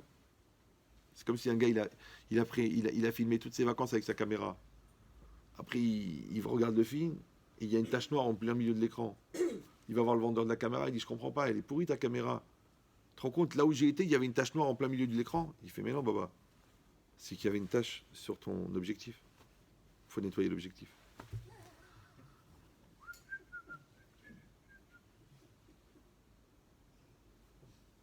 Donc quand tu vois des défauts chez les autres, réfléchis si c'est pas juste un transfert des tiens. Et comme c'est plus facile de les transférer que de les assumer, c'est normal que tu les vois partout, puisque tu les contiens. Et bien c'est ça ce qui est marqué ici. L'attitude qu'on a envers les lois compréhensibles n'est pas du tout la même que l'attitude qu'on a envers les lois incompréhensibles. Parce qu'envers les lois compréhensibles, ben, tu as un cheminement intellectuel, tu réfléchis, les tenants, les aboutissants, la cause, la logique. Mais envers les lois incompréhensibles, Baba, tu deviens serviteur d'Hachem, baisse la tête. Donc c'est pas du tout la même attitude. Puisque dans les lois compréhensibles, ouais, tu refuses de ne pas comprendre et tu cherches à comprendre. Par contre, dans les lois incompréhensibles, tu acceptes de ne pas comprendre, puisque tu dis Zeda Tailoki. Mais ces deux attitudes-là, elles sont contradictoires. Vous me suivez ou non? Maintenant, est-ce que de cette contradictoire, il peut sortir un équilibre ou non, ça crée du déséquilibre? Ben oui, parce que celui qui comprend rien, il va s'habituer, il va dire bah, je comprends rien. De toute façon, la religion, on comprend rien, c'est comme ça, on comprend rien. Donc ça fait une religion de Brel. L'autre, le contraire, il dit on comprend. Qu'est-ce qu'il fait? Il commence à trier. Il dit tout ce qu'on comprend, c'est vrai, tout ce qu'on comprend pas, c'est faux. Allez hop, ça s'appelle la science. Moi, je me suis bagarré souvent avec des scientifiques. Moi, j'ai eu la chance de ne pas faire d'études, d'accord? Je lui ai dit, mais t'es quoi toi? Il me dit, je suis mathématicien. Je lui ai dit, alors? Il m'a dit, tout ce qui n'est pas démontrable est faux. Ah bon? Je lui ai dit, mais est-ce qu'on ne savait pas il y a 10 ans? C'était faux alors? Il dit, non, on ne le savait pas, on ne l'avait pas démontré. Donc ce qui s'appelait de la sorcellerie au Moyen-Âge, ils ont découvert que c'était des radiations. Ce qui s'appelait une personne envoûtée, ils ont compris que c'était une personne épileptique.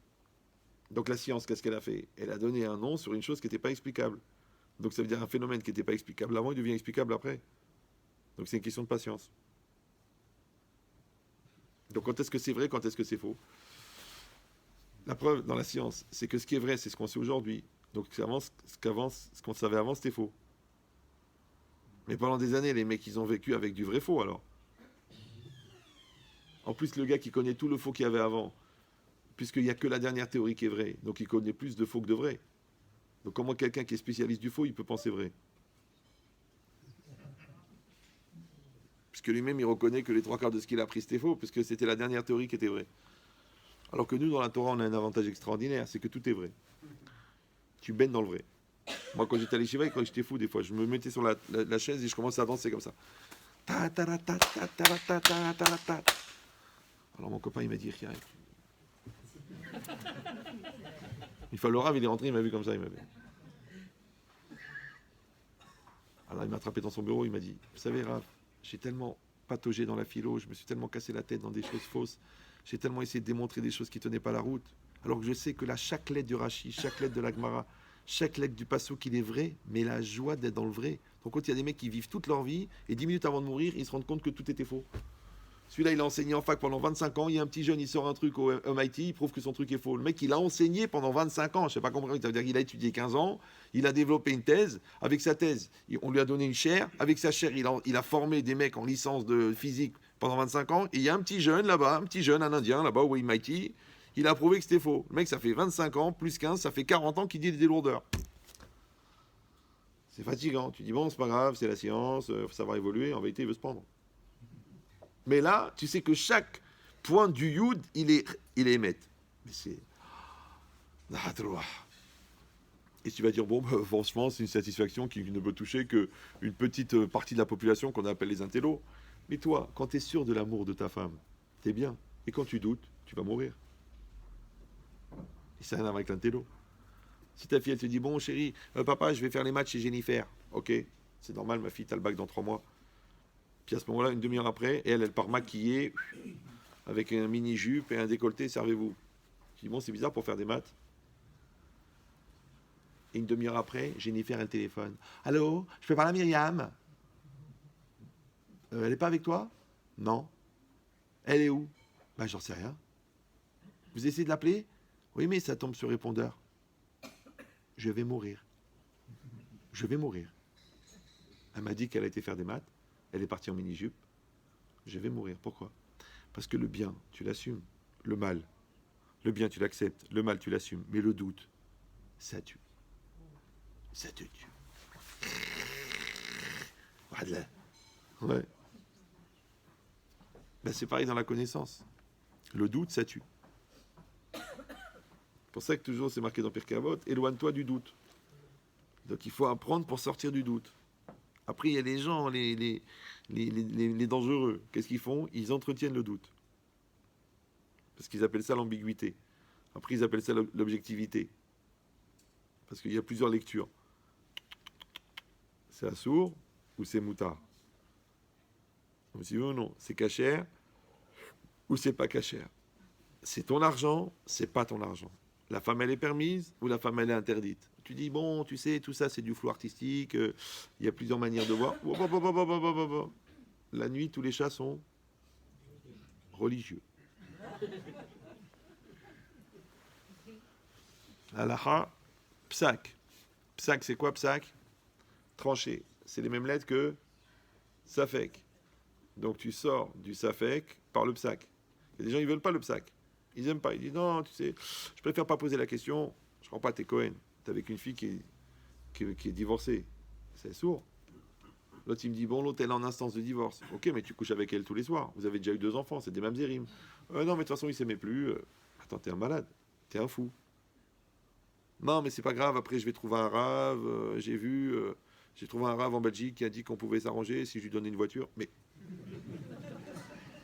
les enfants, ils sont déjà nés. Ils sont même zérim, puisque ta femme, elle n'est pas divorcée. Oui, mais ils étaient en instance de divorce. De toute façon, ils ne s'aimaient plus, ils n'avaient plus de rapport depuis des années. Mais une femme, tant qu'elle n'est pas divorcée, elle est mariée. Vous savez ça? 10 ans, 15 ans, 20 ans, 40 ans, 50 ans, elle est mariée jusqu'au divorce. Donc tu es avec une femme mariée. J'en avais un comme ça. Il était Cohen. Il s'est mis avec une femme mariée qui était en instant de divorce. Il a eu 2 gosses. Donc ils sont même zérim. Après, elle a divorcé. Il s'est marié avec elle alors qu'il est Cohen. Il ne peut pas épouser une femme divorcée. Et il faisait tous les ramins du monde. Il est devenu fou. Vraiment fou. Un vrai fou. Comme ça, il marchait dans la rue. Il dit Rave, alors comment je fais avec ma femme? Le mec, ça faisait 20 ans qu'il tournait dans les rues. Il est devenu fou. Et c'est normal.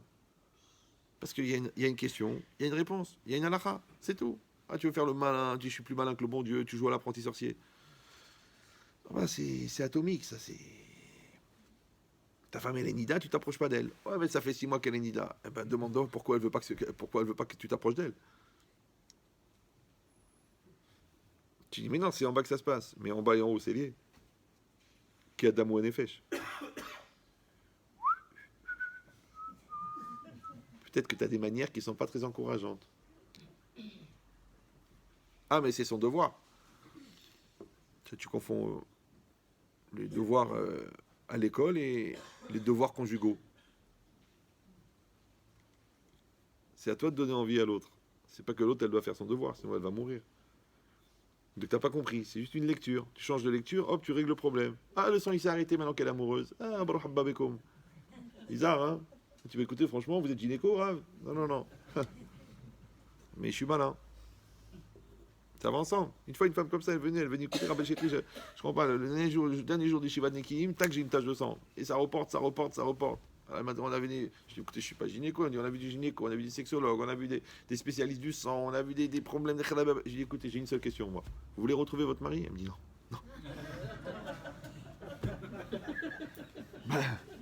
Quand t'es pas religieux, tu lui mets une baffe. Quand t'es religieux, tu fais une tâche. Tu dis, mais c'est volontaire. Je te dis, qui a Adam ou un Nefesh? Qui a Adam ou un Nefesh? Le Dam, ici, c'est pareil. C'est normal. Parce que tout va avec la tête. Ah, tu dis, mais c'est quoi cette logique? C'est une logique. Une femme aussi, elle est venue à la fin d'une conférence, j'ai fait un cours sur Shalom Beit et sur l'éducation. Et puis elle me dit, écoutez, comme ça, petit tailleur Chanel, nerveuse, petite coupe, ashkénaze, blonde, comme ça, écoutez, je suis pas d'accord du tout, je trouve que ça veut rien dire, c'est très réducteur, mais énervé. Je dis, écoutez, moi, c'est un cours, vous n'êtes pas obligé de rester. Hein, Elle dit, oui, c'est pas normal et tout. Je dis, vous avez un problème avec ce que j'ai dit? Oui, je suis pas normal parce que vous dites que c'est un rapport, la naissance des enfants avec leur sang dans le couple, et moi je suis pas du tout d'accord. Je dis, mais c'est quoi votre métier? Elle me dit, je suis obstétricienne. Je dis, ah bon? Je dis, et vous êtes haut? Elle me dit, oui, je suis chef de clinique. Ah bon? Je dis, vous avez combien d'enfants? Elle me dit, j'en ai pas. Je dis, c'est ça, ça me dérange que vous dites ça. Genre énervé. Je dis, vous voulez une réponse sincère ou vous voulez un truc à 2 balles? Elle me dit, je veux une réponse sincère. Je dis, vous êtes combien d'enfants? Fille unique, ok. À l'école, vous étiez la première de la classe, toujours. En fac, première de promotion, super. Niveau caractère, comment vous êtes? Très forte, ok. À la clinique, c'est cool. La patronne. Il y a des hommes en dessous de vous, tous à par terre. C'est moi qui décide de tout, ok. Je suis à la maison, c'est qui la patronne? C'est vous, ok. Votre mari, un toutou, ok. Et dans le lit, comment ça se passe? Écoutez, je vous explique. Il y a un principe dans la grossesse qui s'appelle le lâcher prise. Vous, jamais vous lâchez prise. D'ailleurs, je suis sûr que vous ne ressentez rien. Elle me dit, c'est vrai, je ressens rien. C'est normal, parce qu'il faut se lâcher pour ressentir. Vous lâchez rien. Donc, quand le petit spermatozoïde, il voit une ovule en acier, Terminator, qui lui dit, qu'est-ce que tu veux, toi? Qu'est-ce que tu veux? C'est pour ça que vous n'arrivez pas à tomber enceinte. Elle se met à pleurer. Elle me dit, oh, ça veut rien dire, c'est complètement débile, ce raisonnement, ça veut rien dire. Je dis, écoutez, moi, je vous ai dit, vous m'avez posé une question. Et elle pleure. Elle me dit, oh, je dis, lâchez prise. Arrêtez de vous prendre pour la patronne. Et après, vous allez voir, vous allez vous lâcher prise, vous allez voir l'intérêt de votre mari, vous allez le ressentir, vous allez ressentir physiquement et vous allez tomber enceinte. Elle me dit, ah, mais qu'est-ce que ça veut dire? Ça veut dire quoi? Vous êtes un prophète? Je dis, non, je vous dis la logique, c'est logique. Je vois pas un mois après, elle revient au cours, elle me dit, je suis enceinte. Ben non, moi, j'ai rien dit. Non, c'est quoi? Ah, je vais pas acheter une djellaba et vous m'embrassez la main. Non. C'est logique. Tu vois le caractère, tu vois qu'elle est dure, tu vois qu'elle bouge pas. Kasserine en anglais, ouais. Elle veut pas. Ça va pas marcher. C'est dans la tête. Pourquoi? Parce que nous, au début du mariage, on se stressait quand on n'arrivait pas à avoir un bébé parce qu'on avait perdu le premier. Et un gynéco intelligent, il m'a dit, lâchez prise, détendez-vous, allez en week-end, ça va venir. Moi, j'ai pris cette rochma, je l'applique. C'est logique, d'accord? Parce que ici, ça marche ensemble. C'est logique. Même un gars qui est pas bien dans sa peau, il a un problème de libido. Tu vois bien que ça marche ensemble. Mais ça, c'est de l'intelligence. Tu dis, écoutez, Freud ne l'a jamais dit. Mais Freud, il pense qu'il faut dormir avec sa sœur pour aimer sa mère, que c'est pas la même logique, d'accord? On a une autre approche. Mais c'est quoi l'idée? C'est que c'est de la logique. Maintenant, encore une fois, comment tu peux aborder une logique comme ça? Mais parce que tu as assez d'intelligence pour comprendre que les choses, elles sont interactives. Et ça fonctionne. Et c'est bien. C'est bien.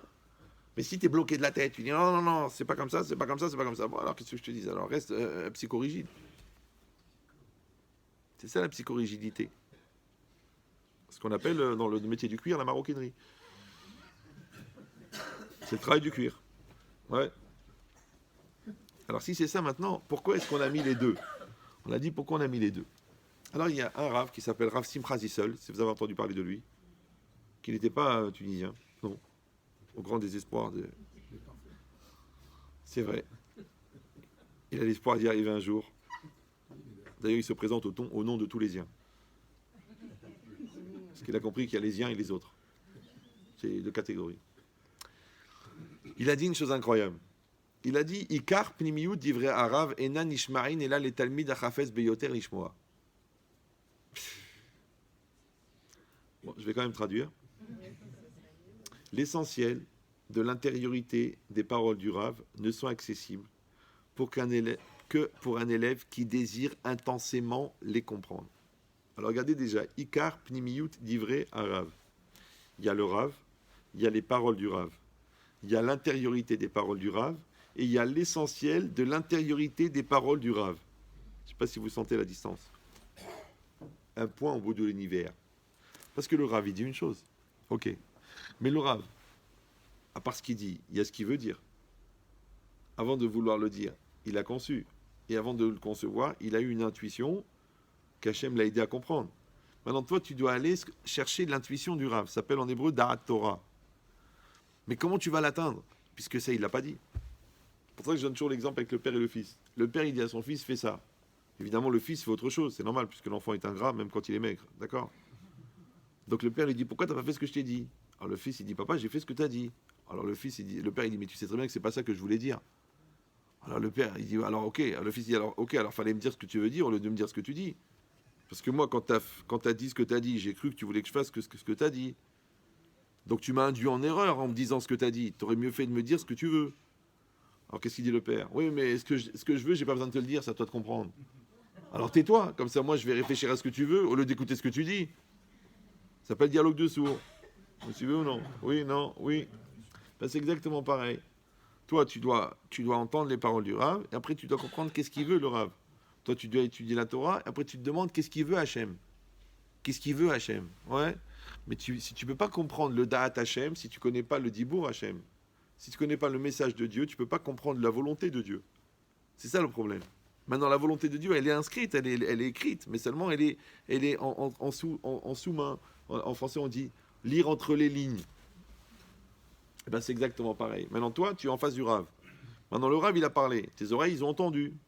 Ton cerveau, il a compris. Après, ton cœur, il a ressenti. Mais il faut que tu ailles encore plus loin. Parce que le niveau de communication, il va dépendre du niveau d'introspection. C'est que plus ça va aller, ça va partir de loin chez toi, plus ça va aller loin chez lui. Vous me suivez ou non? C'est comme quand les gens, ils écoutent sans écouter. Par exemple, moi, les gens, je fais un cours, et je vois un moment, le gars, il joue avec son téléphone, je regarde ailleurs. Puis à la fin, il se lève la main, il dit, j'ai une question. Je dis, c'est ça votre question? Il dit, oui. Ah, comment vous savez? Je dis, parce que je sais les moments où vous n'avez pas écouté, donc j'ai vu ce qui manquait dans le raisonnement, donc j'ai compris dans cette logique que ça, vous ne l'avez pas compris. Parce que vous n'avez pas suivi le raisonnement. Le raisonnement, il est très logique. Ah, tu dis, mais alors il faut jamais relâcher l'attention. Je dis, ouais, c'est ça. Quand moi, je parle pour rien, moi, tu confonds parler et rôter, toi.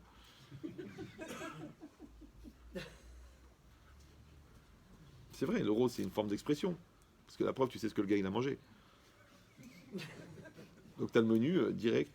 Bon, il est un petit peu faisandé, mais c'est ça l'idée. Donc, si vous comprenez ça. Donc, qu'est-ce qu'il a dit maintenant, le Rav Simcha Zissel? Ikar pnimiyut divrei arav. Toi, tu veux comprendre l'essentialité des choses, mais tu as besoin pour ça d'avoir une approche essentielle. Donc tu as besoin d'avoir soif. La soif, elle va donner le niveau de perception. Bechafetz atalmid beyoter lishmoa. Seulement un élève qui désire intensément comprendre. Ça veut dire que tu ne peux comprendre la profondeur des choses que si tu es intéressé à la chose. Maintenant, le problème, c'est que pour que tu sois intéressé, il faut que l'autre soit intéressant. Vous suivez ou non? Et pour que l'autre soit intéressant, il faut que lui-même soit intéressé. C'est-à-dire que quand tu es intéressé à ce que tu dis, donc ça devient intéressant. Donc l'autre, il va être intéressé.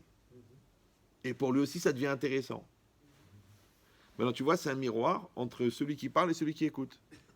Mais quel est le point commun? C'est la volonté d'enseigner et la volonté d'apprendre.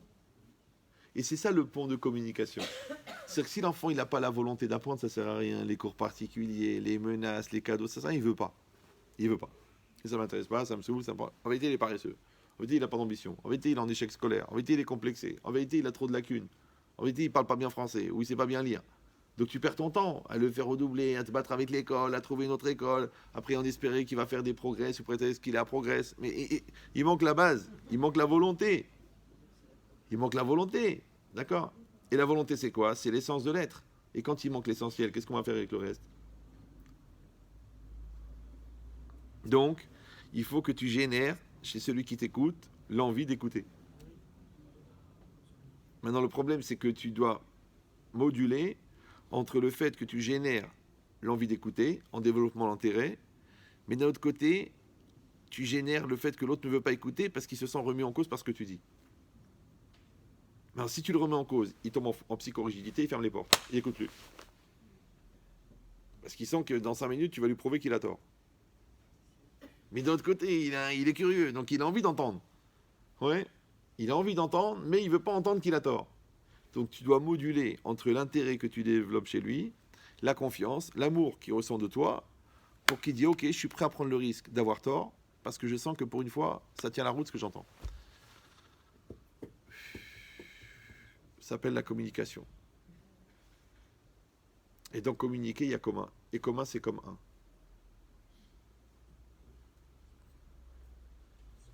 Donc on a en commun que ce qu'on a mis en comme un. Alors le problème, c'est que pour nous deux, on soit comme un, il faut déjà que moi-même, je sois comme un. Comme moi, je suis comme un avec moi, et que toi, tu es comme un avec toi, donc nous deux, on peut être comme un. Mais si moi, je dois parler avec ton Yetzirara, et toi, tu dois parler avec mes nerfs, si moi, je dois parler avec ma peur, tu dois parler avec ma peur, et moi, je dois parler avec ta Gahava, on n'arrive pas à être un. Parce qu'à chaque fois que je veux te parler, il y a ton Yetzirara devant toi. Je dis, bon, je peux vous parler, s'il vous plaît? Qu'est-ce que tu veux me dire, toi? Non, mais toi, je te veux pas, toi, je veux l'autre, le mec qui est derrière. Je ne veux pas le rencontrer, celui-là. Donc ça veut dire que tant que tu es sous l'emprise de ton Satan, j'ai personne à qui parler. Ça s'appelle abonné absent. Donc il faut que tu te mettes dans une attitude mentale de dire je veux apprendre, et moi dans une attitude mentale de dire je veux t'enseigner. À ce moment-là, ça passe. Ça s'appelle en hébreu, en français, ça s'appelle la communion des volontés.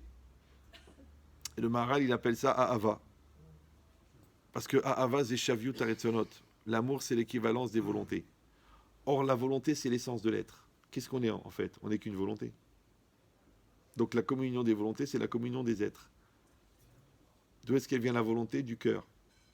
Le cœur, pas dans le sens de l'émotion, mais dans le sens du centre de la personne. Donc on dit Dvarim ayotsim minalev nirtasim l'élève. Les choses qui sortent du cœur, elles rentrent dans le cœur. Maintenant la question c'est est-ce que tu sais parler avec ton intériorité? Moi par exemple, je parle à tout le monde. Il y a des gens des intellos, des gens moins intellos, des gens simples, des gens compliqués, des gens qui ont 20 ans d'eshiva, des gens qui ne savent pas lire. Comment ça se fait que tout le monde comprend, tout le monde se sent concerné? Les gens disent, mais Rav, le cours était pour moi, là. Là, je sais pas, je suis venu avec une liste de questions, vous avez tout répondu. Mais attendez, je me reconnais, on dirait que vous vivez avec nous. Est-ce que ma femme vous a parlé? Alors, je lui donne le secret. C'est pas magique. Les gens disent, non, c'est très simple. C'est que quand tu choisis la longueur d'onde de l'intériorité, tout le monde est concerné. Parce que les goûts, les couleurs, c'est la superficialité. On n'a pas les mêmes goûts, les mêmes sucrés, les mêmes salés. L'autre il aime s'habiller cintré, l'autre il aime s'habiller truqué, l'autre il aime les couleurs, l'autre il aime le noir et blanc. Les goûts et les couleurs c'est différent. Mais l'essence, on est tous pareils. Tous pareils. Maintenant il faut juste trouver la longueur d'onde de l'intériorité. La longueur d'onde de l'essentialité. Et quand on est dans l'essentialité, les jeunes de 14 ans, les vieux de 94 ans, les religieux, les non-religieux, les hommes, les femmes, tout le monde écoute. Pourquoi ? Parce que tu sens que ça te parle. Ça résonne. Tu dis, écoutez, je l'ai toujours pensé, mais je n'ai jamais réussi à le formuler. C'est normal, ça s'appelle le bon sens. Maintenant, tu peux compliquer le bon sens. Ça s'appelle la science. Ouais, mais c'est du bon sens. Maintenant, après, de savoir jusqu'à quel point on est prêt à écouter le bon sens. Parce qu'il y a des gens, même le bon sens, ils ne veulent pas l'écouter. C'est ce qu'on a dit tout à l'heure, les obstinés. Ou le contraire. Je dis, ok, c'est du bon sens, j'y vais, allez, on avance. Allez, étape par étape, on va y arriver. Ben, c'est exactement pareil. Que quand la Torah, elle a mis les deux, elle a mis des lois compréhensibles et des lois incompréhensibles. Et on a dit qu'on n'a pas du tout les mêmes attitudes envers les deux. Pourquoi ? Parce qu'il y a un phénomène bizarre. Quand j'ai dit tout à l'heure, la connaissance, ça se mélange avec la psychiatrie. Vous vous rappelez ou non ? Qu'une connaissance qui est mal vécue, enfin une ignorance mal vécue, elle devient une névrose. Oui, non ? Vous vous rappelez de ça ou non ? Voilà. Donc, le souci, c'est quoi ? C'est que, par exemple, tu connais pas quelqu'un. Tu sais, c'est le grand patron de Ron Poulenc. Waouh ! Ou alors tu dis, c'est le patron de Renault. Waouh, un compagnon de cellule. Non. Donc, quand tu connais pas la personne, tu dis, attends, tu es dans un cocktail, tu dis, tiens, je vais te présenter le patron de Microsoft. Tu t'arranges ta cravate, tu dis, bon, bonjour, je vais te présenter le grand rabbin de... Oh, c'est normal. Bon, et puis bizarrement, tu le côtoies, tu vis avec lui, tu passes un week-end, vous allez tous les deux au sauna, d'un seul coup, il devient ton pote, tu l'appelles par son prénom, Qu'est-ce qui s'est passé ? Pourquoi quelqu'un que tu connais pas t'es impressionné, et quand tu le connais, tu dis, bon, il a rien de spécial, c'est juste un mec. Oui, c'est bizarre. C'est pareil. À l'école, ça vous voyez que ça avec les enfants. T'es prof de maths, tu dis, bon, alors les enfants, maintenant on va aborder les logarithmes. Oh non, monsieur, oh non, monsieur, oh non, pas les logarithmes. Oh, mon frère, il m'a dit que c'est vachement dur. Oh, j'ai un cousin qui s'est pendu. Non. Et dit, écoutez, vous ouvrez vos cahiers, allez, on y va. Et il leur fait la leçon, il leur fait la leçon. D'accord ? Après qu'ils ont fait la leçon, ils font les exos, ils font l'interro, il a 18. Ah, tu dis alors les logarithmes, oh, c'est nul, oh, c'est bidon, c'est nul. Oh, franchement, on s'angoisse pour rien, c'est vraiment nul. Je comprends pas. Pourquoi, quand tu connais pas, c'est grave, c'est impossible, c'est insurmontable, et quand tu connais, c'est nul. Vous voyez ce que je veux dire ou non ? Parce que c'est trop dur ou c'est nul, c'est une relation, encore une fois, psychiatrique.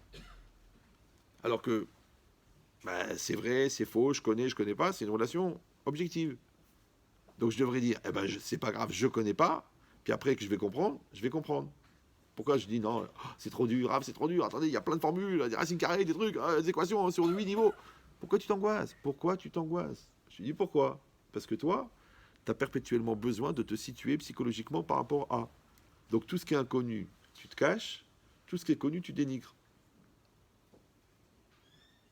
Parce que le mépris, c'est quoi ? C'est une forme de dénigrement qui vient du besoin de maîtriser la réalité. Mais pourquoi tu méprises la réalité ? Pourquoi tu méprises ce que tu connais ? Pourquoi tu dis, ah, c'est nul.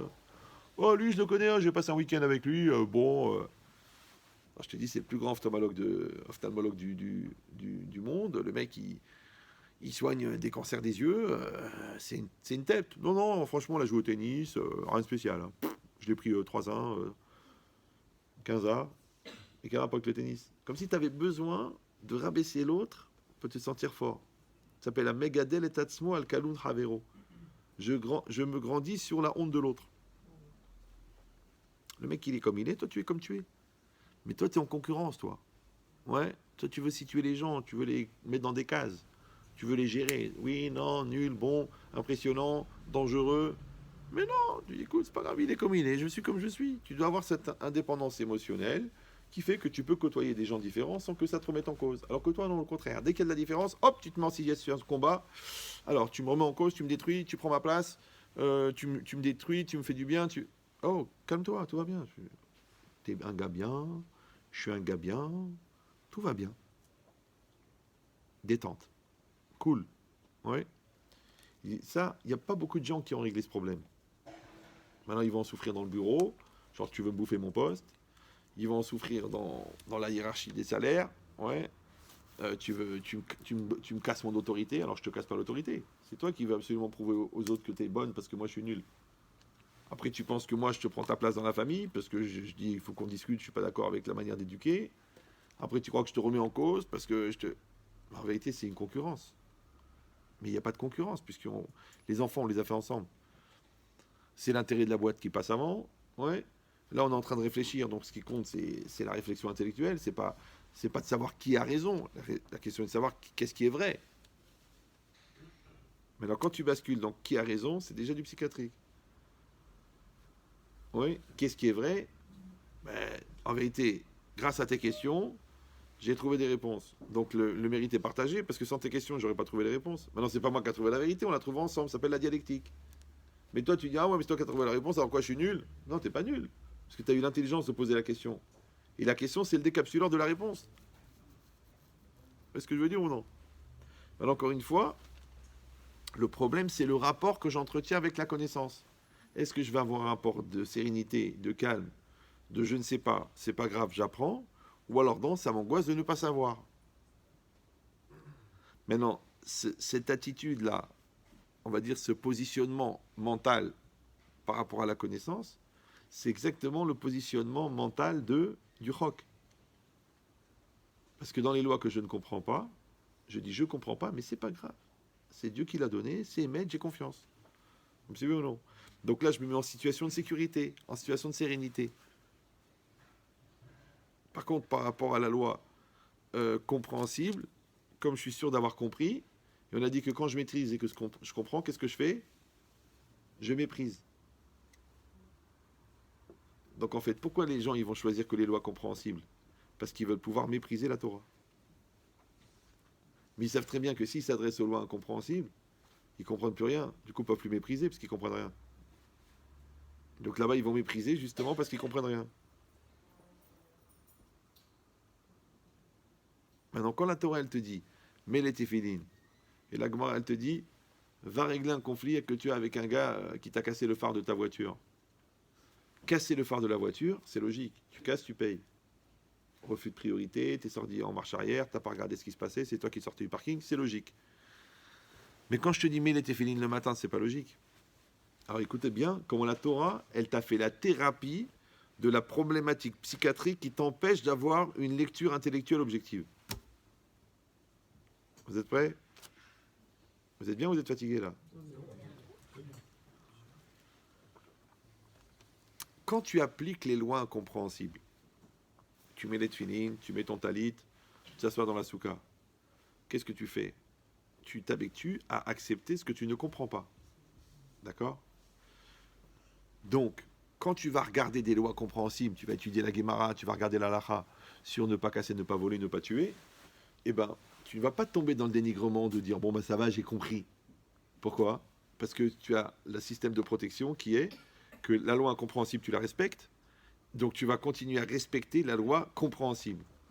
Le fait de respecter la loi compréhensible fait que tu ne tombes pas dans le dénigrement.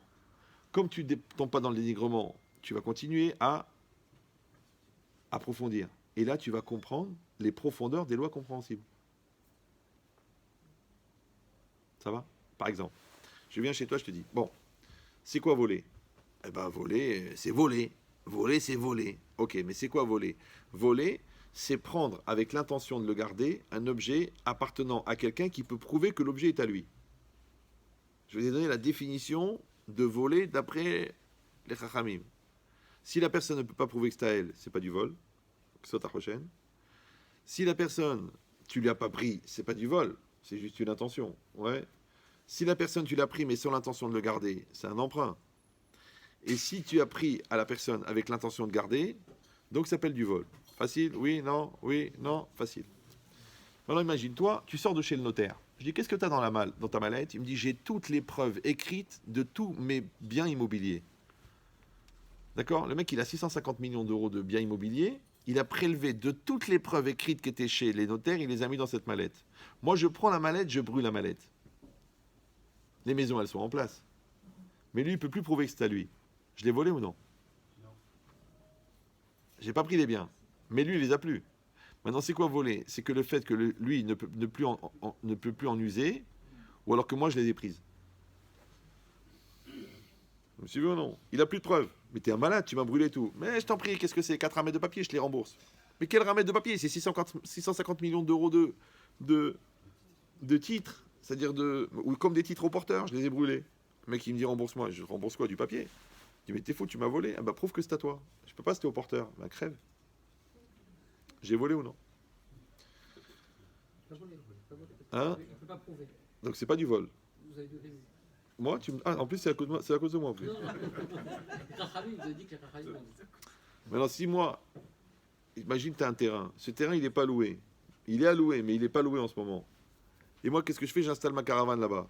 Et au bout de 6 mois, j'enlève la caravane, je remets l'herbe comme il faut, et je vais chez toi, je dis, tu sais, super ton terrain. Comment ça? Ben, j'ai été installé là-bas pendant 6 mois. 6 mois? Mais c'est 900 € le mois. 6 fois 9, 45, tu me donnes? Tu me donnes 54. Tu me donnes 5400 €. Je dis, mais pourquoi? De toute façon, tu l'as loué? Non. Tu avais quelqu'un qui voulait louer? Non. Mais il était alloué, oui. Mais moi, je ne l'ai pas usé ton terrain, c'est toujours le même. Ça s'appelle Zenéné Vezelo Chasser. Moi, j'ai profité, toi, tu n'as rien perdu. Je te dois quelque chose? Oui, non, oui, non. Mais tu as profité, toi? Tu as profité d'un loyer gratuit. Tu dois payer. Oui, non. Mais toi, t'as rien perdu, parce que de toute façon, il n'y a personne. S'il y avait quelqu'un qui voulait louer, je serais parti. Mais personne n'est venu. Alors quoi, le terrain, il est vide maintenant. Au lieu d'être vide, il y a ma caravane. Alors, il faut que je paye. Imagine, moi, je rentre tous les jours, tous les matins, je rentre chez toi. C'est parfumeur. Bonjour, je fais ça. Et je m'en vais. Et je pars parfumer. Le mec, il dit, dis-moi, tu fais ça tous les matins. Bon, il y a plein de gens qui font ça. Je vois dans les aéroports. Je lui dis, mais dis-moi, un jour, tu vas acheter une bouteille de parfum. Pourquoi je vais acheter une bouteille de parfum? C'est marqué, c'est son échantillon. Maintenant, tous les matins, tu descends en slip, tu te parfumes, tu remontes chez toi, tu t'habilles. Au bout d'un moment, j'ai bien compris de quelle ville du Maroc tu viens. Il fait, non, ça n'a rien à voir. Je t'ai volé quelque chose. Alors paye. Mais je vais te payer quoi? L'échantillon. Il est là, tout le monde se sert. Alors si c'est 100 personnes qui prennent, tu dis, c'est pas grave. Mais si c'est un seul qui prend 100 fois, tu dis que c'est du vol. C'est bizarre, non? Vous me suivez ou non? Alors, pareil, tu casses, tu payes. Tu casses, tu payes. D'accord? Il y a une Gemara dans Baba Kama. Un gars, il rentre chez moi. Ouais, il me prend mon vase à 152 000 €. Un vase Ming. Il le jette par la fenêtre. 100 étages. Le vase, c'est sûr qu'il va être éclaté. Juste avant qu'il arrive en bas, il y a un ancien joueur de baseball qui passe par là. Il voit le vase arriver. Il dit ça, c'est la finale de la Coupe du Monde d'Atlanta. Et il tape dedans, il l'explose. Ok. Qui c'est qui paye le vase? Celui qui l'a jeté, il n'a pas cassé. Celui qui l'a cassé, il a cassé un vase qui de toute façon était cassé. Ah, on est jugé sur une intention, alors toutes les belles filles, elles doivent être condamnées à mort.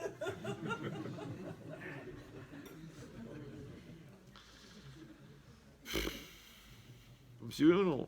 Parce que si le vase il tombe par terre, il se casse, et toi tu repasses derrière et tu le recasses, c'est sûr que tu payes pas. Alors quelle différence que je le casse une seconde avant qu'il se casse ou que je le casse après qu'il a cassé? Donc celui qui casse, il a cassé un vase cassé. Celui qui a jeté, il voulait casser, il voulait payer, mais il n'a pas cassé, parce qu'il y a un mec qui a cassé avant que lui il casse. Donc l'autre en cassant, il a évité à l'autre d'être le casseur. Qui c'est qui paye alors? Agma a dit c'est celui qui a jeté. On ne dit pas bah oui parce que il y a 2 minutes, je voyais la perruque en train de bouger là. Ok, vous avez compris, c'est celui qui jette. Ah, Kolakavod, bravo. Ok, maintenant la Gemara, elle dit, et si à la place du vase, il a jeté un bébé? Restez calme.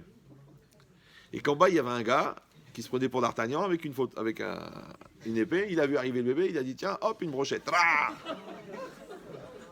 Alors, qui c'est qui est le meurtrier? Celui qui a jeté le bébé, que c'est sûr que le bébé, il serait mort en arrivant par terre, ou alors celui qui l'a tué avant qu'il arrive par terre? Lequel? Les deux. Bon, il n'y a pas. Non, c'est le premier, celui qui a jeté, c'est celui qui a jeté. C'est la même histoire. Ah, c'est bien, bravo.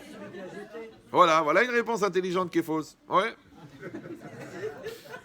Faut arrêter de penser que la Torah, c'est juste les trucs écrits sur les carambars. C'est pas toujours évident, ouais. Non, la Gemara dans Sanhedrin, elle reprend la Gemara dans Baba Kama, elle dit que, en fait, c'est celui qui tue qui est Chayav. Pourquoi? Parce que l'autre, il a mis en situation de mort. Mais jusqu'à ce que l'autre le transperce, il était vivant. Maintenant, c'est vrai qu'une seconde après, il aurait été mort. Donc, il était en attente de mourir, mais jusqu'à ce qu'il meure, il est vivant.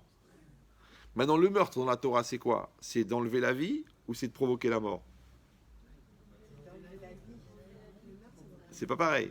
Enlever la vie ou provoquer la mort? Donc si on est 10 personnes et on tape 10 en même temps, et le mec il est mort, On a enlevé la vie. personne n'est chayav. Pourquoi? D'après la Torah, c'est-à-dire qu'il faut une kapara. Ne vous en faites pas, Tosfot il explique, on va les mettre tous dans un trou jusqu'à ce qu'ils meurent. Mais si on a tapé les 10 en même temps et que le gars il est mort, on ne sait pas qui c'est qui a tué, donc on ne peut pas appliquer la kapara de la skila à celui qui a tué. D'accord? Donc, on tue personne. C'est-à-dire on tue personne avec la kapara, on les met dans un trou. Mais si on a tapé l'un après l'autre, ouais, et qu'il était vivant jusqu'au 9e, et le 10e il a donné le coup mortel, ouais, bien que les 9 autres avaient donné un coup mortel, et que le gars c'est sûr qu'il serait mort de ses blessures, alors il dit le Tosfot, donc le 10e, en tuant, il a rendu les autres des blesseurs. Donc le dernier, c'est celui qui a tué. Pourquoi? Parce qu'il a provoqué la mort. D'accord? Mais alors le problème, c'est quoi? C'est que si tu dis que tuer, c'est provoquer la mort, alors tu as un problème. Parce que si quelqu'un, il tue quelqu'un qui a un cancer généralisé, les médecins, ils ont dit il lui reste 1 heure à vivre. Lui, il a 18 ans, il est en pleine santé. Le mec, il dit il a un cancer, il est foutu. Les poumons, ils ont fondu dans l'estomac, a fondu dans le cœur. On ouvre à l'intérieur, il y a de la bouillabaisse, il n'y a rien à faire. Mais lui, il vient, il lui tire une balle dans la tête. Il est chayav mita ou non? Non. Alors, regarde ta tréfa, pas tour. Restez calme. Encore une fois, on va pas lui appliquer la mita de la Torah, mais on va le mettre dans un trou. N'ayez pas peur, on va crever, il va crever de toute façon. Pourquoi vous avez dit tréfa? Oui. Il est déjà condamné parce qu'il a une maladie mortelle. D'accord? Par contre, celui qui tue le gossesse, il y a quelqu'un qui est en train de mourir. Il est très très vieux. D'accord? Le médecin il lui dit reste 1 heure. Il est fragile, fragile. Pour ça qu'il y a des halakhot spéciales. On ne peut pas faire n'importe quoi avec un mourant parce que tu peux provoquer la mort. D'accord? Alors celui qui tue celui qui entraîne la mort du gossesse, il est chayav. Tu dis mais je comprends pas. En fait, c'est une marloquette parce que dans le passouk c'est marqué qui marquait kol nefesh, qui marquait kol nefesh, celui qui a frappé toute personne. Mais là-bas, il y a une discussion entre Rabbanan et je sais plus qui, je crois Rabbi Yehuda. Est-ce que kol nefesh c'est kol nefesh ou kol nefesh c'est kol déou shel nefesh? Est-ce qu'un meurtre c'est d'enlever la vie de quelqu'un qui est entièrement vivant ou le meurtre c'est d'enlever même le petit peu de vie qui reste à quelqu'un qui est encore un petit peu vivant? Si vous allez dire mais c'est rien que de la prise de tête, mais si parce qu'avec ça on règle le problème de l'euthanasie. Parce que quelqu'un qui est en train de mourir, si je le tue, je dis mais de toute façon j'ai tué un mort. Ou je dis non, j'ai tué quelqu'un qui était en train de mourir. Ou non, j'ai tué quelqu'un qui contenait la mort mais que la mort ne l'a pas encore tué. Mais si moi je suis en pleine santé et je tue un gars, je tue un mourant, comment ça se fait que je suis Khayamita parce que j'ai tué un mort? Maintenant le bébé qui est en l'air, qu'est-ce qu'il sépare de la mort? La distance. Mais il est en pleine santé. Oui. Maintenant le vieux qui est en train de mourir, il est en pleine santé jusqu'à sa mort. S'il n'a pas de maladie mortelle. Donc j'ai tué quelqu'un qui est 100% vivant. Si le gars il a un cancer généralisé, il est déjà mort. Donc j'ai tué un mort. Donc tu vois un truc aussi simple que le meurtre, tu vois que c'est pas simple. Le vol, c'est pas simple. Vous suivez ou non? En fait, rien n'est simple. La preuve, c'est que quand vous prenez le Talmud depuis 2400 pages, il y a plus de pages qui sont consacrées pour les lois compréhensibles que pour les lois incompréhensibles. C'est bizarre, non? Alors, au contraire, vous dites, écoutez, les lois compréhensibles. D'ailleurs, Napoléon, quand il a voulu faire le code civil, il ne s'est pas trompé. Hein. Il a pris des rabbins et à partir du Talmud, ils ont fixé le code civil. Vous savez ou non? C'est bizarre, non? C'est-à-dire que c'était en 1800 et quelques. Donc tu te demandes comment ils ont fait jusque-là.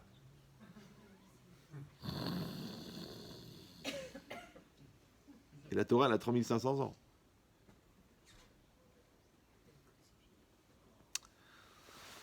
Donc ici, c'est marqué une chose incroyable. C'est que toi, tu dis, il y a les lois compréhensibles, ne pas tuer, ne pas voler, mais tu vois que ce n'est pas tellement compréhensible. Et il y a les lois qui sont incompréhensibles. Oui? Maintenant, quand tu casses, tu payes. C'est une loi compréhensible ou une loi incompréhensible? Maintenant, si moi, je veux casser la vitre de mon voisin parce qu'il m'a énervé, il m'a manqué de respect à la synagogue, je sais que la vitre, elle coûte 100 euros, je vais payer 100 euros. Je prends un caillou, je le jette. Au moment où je le jette, la vitre, elle s'ouvre et le caillou, il continue la trajectoire, il casse un vase à 700 000 euros. Je paye quoi? Je paye la vitre ou je paye le vase? Je paye le vase. Mais moi, je voulais casser la vitre. D'accord. Alors, il y a une question qui se pose, c'est comment ça se fait qu'on se sert de la conséquence pour évaluer la gravité de mon geste, alors que je ne suis pas propriétaire de la conséquence. Je ne maîtrise pas la conséquence, je maîtrise que l'acte. Donc moi, je vais être puni parce que j'ai jeté une pierre, mais je ne peux pas être puni parce que j'ai cassé un vase, puisque moi, je voulais casser une vitre. Je m'en fous de ce que tu voulais, je regarde le résultat. Et comment ça se fait que le résultat, il peut être il peut me condamner alors que je ne suis pas en maîtrise du résultat. Donc, ça prouve, attention, écoutez bien, ça prouve que le fait qu'on se serve de la conséquence pour évaluer la gravité de ton geste, c'est un choc. Donc, casser, payer parce que tu casses, c'est une loi compréhensible, mais évaluer la gravité de ton geste avec le résultat, c'est un choc. Donc, il y a un choc dans le Mishpat. Après, pourquoi ça t'arrive? Tu crois en Dieu, c'est Mina Shamaim. Pourquoi? Parce que tu mérites une kapara. Comment ça se fait que l'argent du dommage, il revient à l'endommagé, puisqu'il méritait une kapara? T'as déjà vu une mutuelle sur les dommages, toi? Sur les kaparotes? Donc on aurait dû dire, donne l'argent au Beddin, donne l'argent à des pauvres. Pourquoi tu lui donnes à lui? Lui, il méritait une kapara de 1000 euros. Je lui ai pété sa bagnole pour 1000 euros. Et je lui donne les 1000 euros. Mais s'il l'a eu, c'est qu'il méritait, puisque tout est Mina Shamaim. Alors comment ça se fait que l'argent, il lui revient à lui? Aoudon Kolo, encore un choc. Dans le Mishpat. Je ne sais pas si vous me suivez. C'est que dans les lois compréhensibles, il y a des lois incompréhensibles. Ça ne vous dérange pas?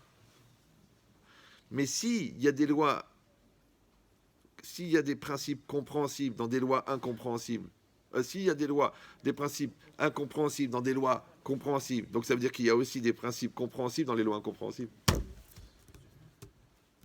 faut pas avoir peur, la vie c'est un miroir. Hein. C'est un miroir. Alors je vous donne une idée. La Touma, c'est l'impureté. L'impureté, c'est une loi compréhensible ou incompréhensible? Incompréhensible. Ok. Maintenant, d'où ça vient la Touma? De la mort. C'est quoi la mort? La mort, c'est l'état d'être. La Touma, c'est l'état d'être de la mort. Parce qu'une personne qui est vivante, elle est pure. Quand elle meurt, elle devient impure. Maintenant, si je dis que la Touma apparaît quand la vie disparaît, donc j'ai compris que la Touma, elle est liée à la mort. D'accord. Maintenant, Non, s'il n'y a pas de tout. le contraire, Hein? pureté, la pureté, c'est Mais il n'y a plus de vie quand c'est tamé. Maintenant, là où vous avez raison, c'est que comment quelqu'un peut être tamé de son vivant? Je vous donne le secret. C'est que si je dis, restez calme, parce que là, ça fait 1h31 que vous me subissez, donc il y a la moitié de la salle qui doit prier pour que je m'étouffe. Donc... Non, j'exagère, c'est juste pour que vous me disiez, oh non, pas du tout, ça me fait plaisir, d'accord. On se fait plaisir. Donc je vous donne la logique. Ça veut dire que la Touma, elle provient de la mort. Ok. Maintenant, la bracha, c'est quoi? La bracha, c'est les outils qu'on donne pour celui qui est vivant. Maintenant, c'est marqué que, par exemple, que Gdusha mevi l'aider bracha et Touma mevi l'aider aniout. L'impureté amène la pauvreté et la sainteté amène la richesse. Celui qui va avec des femmes prostituées, la Gemara dit, il perd sa parnassa. D'accord? Celui qui jette la semence, il perd sa parnassa. Pourquoi? Parce que la semence, c'est le plus grand concentré de vie qui existe, puisque dans une goutte de spermatozoïdes, il y a 250 millions de spermatozoïdes. Ça veut dire qu'il y a la population des États-Unis. Imagine ce qui est parti dans le lavabo, là-bas. Il y a la moitié de l'univers. D'accord? Ouais. Donc maintenant, celui qui gaspille la semence, d'accord? Donc il enlève la vie. Comme il enlève la vie, il devient impur. Mais Touma, c'est le même lettre que Atoum. Et Atoum, c'est bouché. Donc les canaux de la bracha sont bouchés par les avérotes que tu fais dans la Touma. Ça va? Par contre, et comme la vie, elle génère la bracha, donc en utilisant la mort, tu génères la Touma. Et comme la bracha, elle vient pour la vie, donc la mort enlève la bracha. Vous suivez ou non? Le contraire. Si tu augmentes la vie, tu augmentes la bracha. La preuve, tu as plus d'enfants, on te donne plus d'argent pour pouvoir les nourrir. Maintenant, et la vie, qu'est-ce qu'elle génère? Elle génère l'occasion de sanctifier Hachem. Donc la Kedusha. Donc en augmentant la Kedusha, tu augmentes la bracha. Parce que la bracha, elle augmente, parce que la Kedusha augmente la vie. Ouais, pour ça que Ensi Bourani, tu veux faire une synagogue, tu trouves 100 millions d'euros. Mais tu dis à quelqu'un, prête-moi 100 euros, le mec il dit, j'ai pas. C'est bizarre, non? Parce que la Kedusha. Donc ça veut dire quoi? Que la Kedusha, elle génère la bracha, parce que la bracha, c'est l'alimentation de la vie. Donc quand tu augmentes la vie, tu augmentes la Kedusha, tu augmentes la bracha. Quand tu augmentes la Touma, tu enlèves la bracha, parce que tu enlèves la vie. Donc tu vois, là, on a fait une loi, on a fait un raisonnement logique dans un domaine illogique. Ça va? Alors je vous donne l'idée, après je vous laisse tranquille, parce que là, je sens que vous êtes en train de saturer. On a dit pourquoi la Torah, elle a mis les deux. Elle a mis de la compréhension, des lois compréhensibles, des lois incompréhensibles. En fait, l'idée, c'est comme ça. On a dit que quand toi, tu regardes les lois compréhensibles, tu risques de tomber dans un piège qui s'appelle le dénigrement, parce que genre, j'ai compris, j'ai compris. C'est pour ça que les gens font facilement du lachon hara, parce que pour eux, le lachon hara, ben, c'est juste de parler mal de quelqu'un. D'accord? Alors que si tu mets des tefilines, tu donnes à quelqu'un, tu dis va les jeter aux toilettes, le mec il dit je peux pas, c'est honteux, c'est des tefilines. Mais je comprends, tu comprends rien, c'est des parchemins, du cuir, c'est des westerns avec des lacets. Ouais. Donc quand tu comprends pas, tu es impressionné. Mais quand tu comprends, tu méprises. Donc maintenant, si toi, écoute bien, si tu vas regarder les lois compréhensibles avec l'attitude des lois incompréhensibles, donc tu ne tombes pas dans le dénigrement, puisque tu as le respect qui est de la loi incompréhensible sur la loi compréhensible. Mais comme tu regardes la loi compréhensible avec l'attitude de la loi incompréhensible, tu ne vas pas non plus tomber dans la simplicité, parce que tu sais que c'est la pensée de Dieu. Donc tu vas trouver la profondeur des lois compréhensibles. Ça va toujours? Quand tu es libéré de ton complexe, de croire je sais tout, et du complexe de toute façon je comprends rien, puisque maintenant, grâce à la loi compréhensible, à la loi incompréhensible, tu as eu une lecture des lois compréhensibles. Donc maintenant, eh ben, tu vas appliquer cette lecture des lois compréhensibles sur les lois incompréhensibles. Donc tu vas pouvoir commencer à rationaliser à l'intérieur de l'irrationnel. Ça s'appelle la Kabbalah. Ça s'appelle Ashkafa. C'est-à-dire que tu peux avoir une lecture logique dans des choses illogiques. Pourquoi? Parce que ce que toi t'appelles illogique, c'est juste ce qui ne correspond pas à ta logique. Ou alors qui ne correspond pas à une autre logique. Mais si tu dis que les lois illogiques, elles ont une logique à eux, donc tu vas commencer à comprendre. Par exemple, tout le monde fait des mathématiques. Maintenant, un jour, si vous prenez du temps, étudiez la philosophie des mathématiques. C'est super intéressant. Par exemple, la soustraction, c'est quoi? La soustraction, c'est quoi la multiplication? La multiplication, c'est que vous prenez deux opposés, 3 et 4, et vous les multipliez. En les multipliant, ça fait sortir le potentiel. Donc ça fait 3 fois 4, ça fait 12. Mais 12, c'est pas dans 3, c'est pas dans 4. C'est la confrontation de 3 et de 4 qui donne 12. Ok.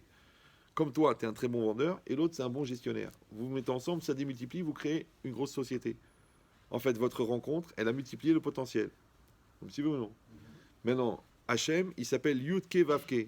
Quand tu prends le Yud par lui-même, multiplié, ça fait 100. Le He par lui-même, ça fait 25. Deux fois He, ça fait 150. Plus le Vav, ça fait 36, ça fait 186. Donc quand tu multiplies Yud-Ke Vav-Ke par lui-même, ça fait 186. Et 186, c'est Makom. Et Makom, c'est un nom de Dieu qui s'appelle Makom, à Makom Baruchu. Maintenant, Yud-Ke Vav-Ke, c'est Ove. Ove, c'est Me'ave. C'est-à-dire le Yud-Ke Vav-Ke, c'est celui qui fait être le monde. Mais Makom, c'est Mekayem, c'est celui qui accomplit le monde. Donc en fait, c'est Yud-Ke Vav-Ke qui donne à Makom le pouvoir d'accomplir. Où c'est marqué ça dans la multiplication de Yud-Ke Vav-Ke par lui-même? Vous me suivez ou non? La soustraction, c'est encore pire. La soustraction, c'est quoi en français? C'est la différence. Donc tu prends un chiffre, tu en prends un deuxième. Quand tu soustrais un de l'autre, celui qui apparaît, c'est la différence. Maintenant, vous savez que Caïn, il a tué Havel. Et Caïn, il s'est réincarné dans Korach. Et Hevel, il s'est réincarné dans Moshe. Maintenant, Caïn, il a tué Hevel. Vous savez, oui. Comment il l'a tué? Alors, une des versions, c'est qu'il a laissé s'enfoncer dans la terre. Comme ça, il dit le Roi Haïm Akadosh, puisqu'il était spécialiste de la terre, il l'a emmené dans les sables mouvants. Il s'est enfoncé devant lui. Donc, Caïn, il a vu Hevel en train de s'enfoncer dans la terre. Maintenant, comment il est mort, Korach? Il s'est enfoncé dans la terre devant Moshe. Ça va toujours?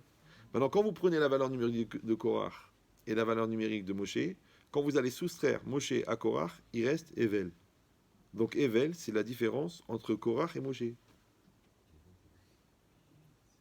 Alors tu dis, on fait des maths ou on fait de l'histoire là? Vous avez compris ou non? Voilà. Maintenant, ça c'est un domaine, ça s'appelle la numérisation des lettres hébraïques. Mais après, tu as le fait que après la Kabbalah, la question et la réponse dans le Talmud, elles ont la même valeur numérique. Va comprendre ça. Rashi, souvent, il amène le stapler à la fin de...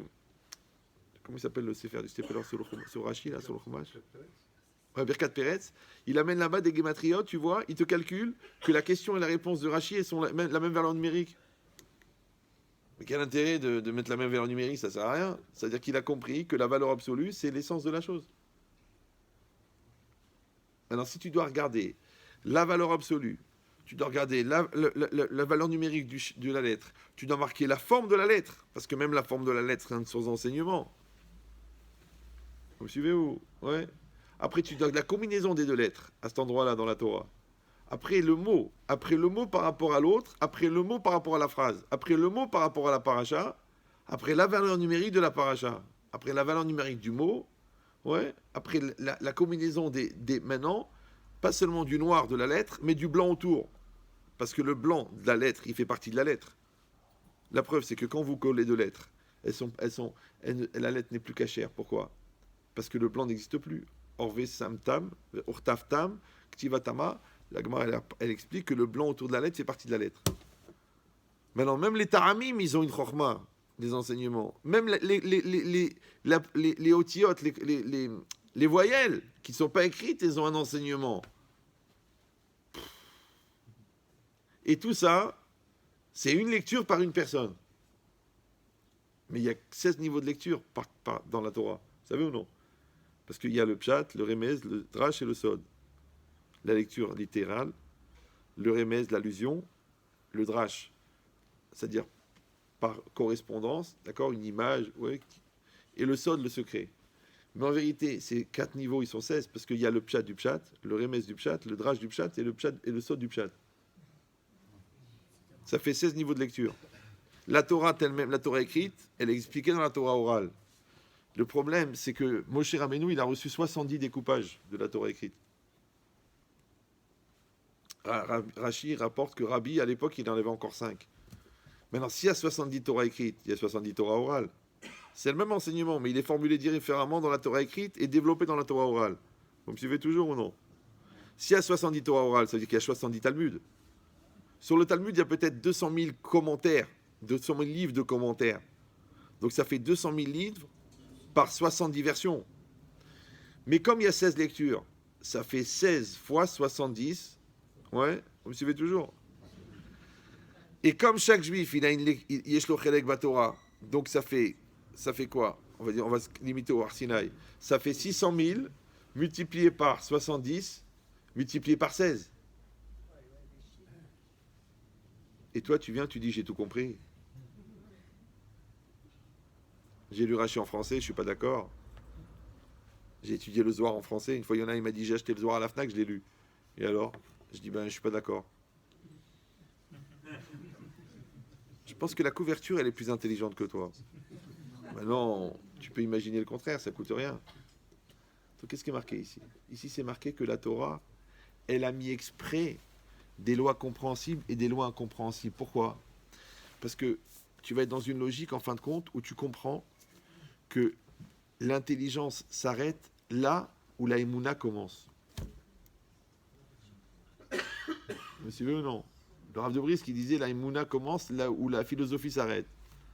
C'est que tu as une mitzvah de réfléchir, on a une mitzvah de comprendre, et casse-toi la tête, casse-toi la tête, casse-toi la tête. Maintenant, tu peux pousser très très loin le rationnel, parce que je vous dis, des centaines de pages de commentaires, rien que le char et Yosher, rien que celui-là, rien qu'essayer de l'étudier une fois avant de mourir. Ouais.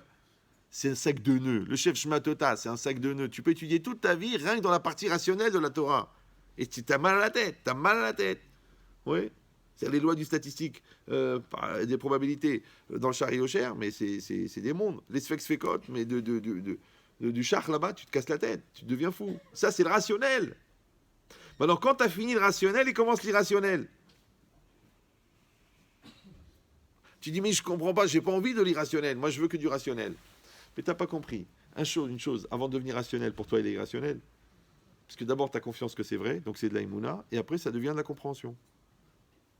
Donc en fait, en repoussant les lignes de la compréhension, tu repousses les lignes de la Emouna. Mais tu es quand même obligé de passer par la Emouna pour avoir la compréhension. Comme le prof, il écrit un théorème. Après, je ne suis pas d'accord. Le mec, il dit, attends, je vais le démontrer. Non, mais je ne suis pas d'accord. Attends la démonstration. Donc en fait, les gens qui ne veulent pas parler avec les rabbins, c'est parce qu'ils savent qu'ils ont tort. Parce que si tu n'as pas tort, tu n'as qu'à te confronter. Parce que comment ça se fait que la NASA, il a un département qui étudie la Torah, et toi, tu es plus naze que la NASA? Parce que les gens, ils ont peur. Ils ont peur d'avoir tort. Ils ont peur d'avoir passé 20 ans à la fac et que c'est résumé dans un Tosfot. Ils ont peur. Moi, j'ai parlé avec des gens honnêtes. Vous savez qu'il y a un Sforno qui résume tout Freud. C'est une phrase. Tout Freud, tout ce qui est vrai chez Freud, c'est un Sforno. Un commentaire. Un Sforno. Un commentaire. Ah, attends, je suis fatigué. Je vous le referai une autre fois, mais là, je suis à la limite de m'évanouir. J'ai fait 6 conférences pendant le Shabbat, là. C'est que vous, pendant que vous dormiez, moi, je suis en train de mourir. Donc, je ne peux pas mourir 2 fois par jour. Ouais. Non, mais c'est pour vous dire la puissance.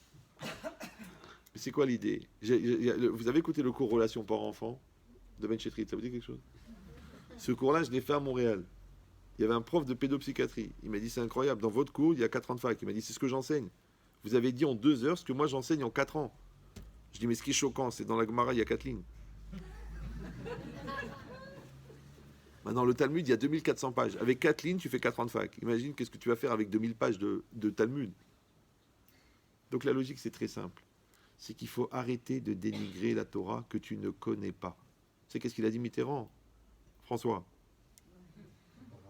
Il a dit, je ne comprends pas comment des Juifs peuvent maîtriser leur patrimoine, la Torah, alors que nous en connaissons la valeur et nous n'y avons pas droit.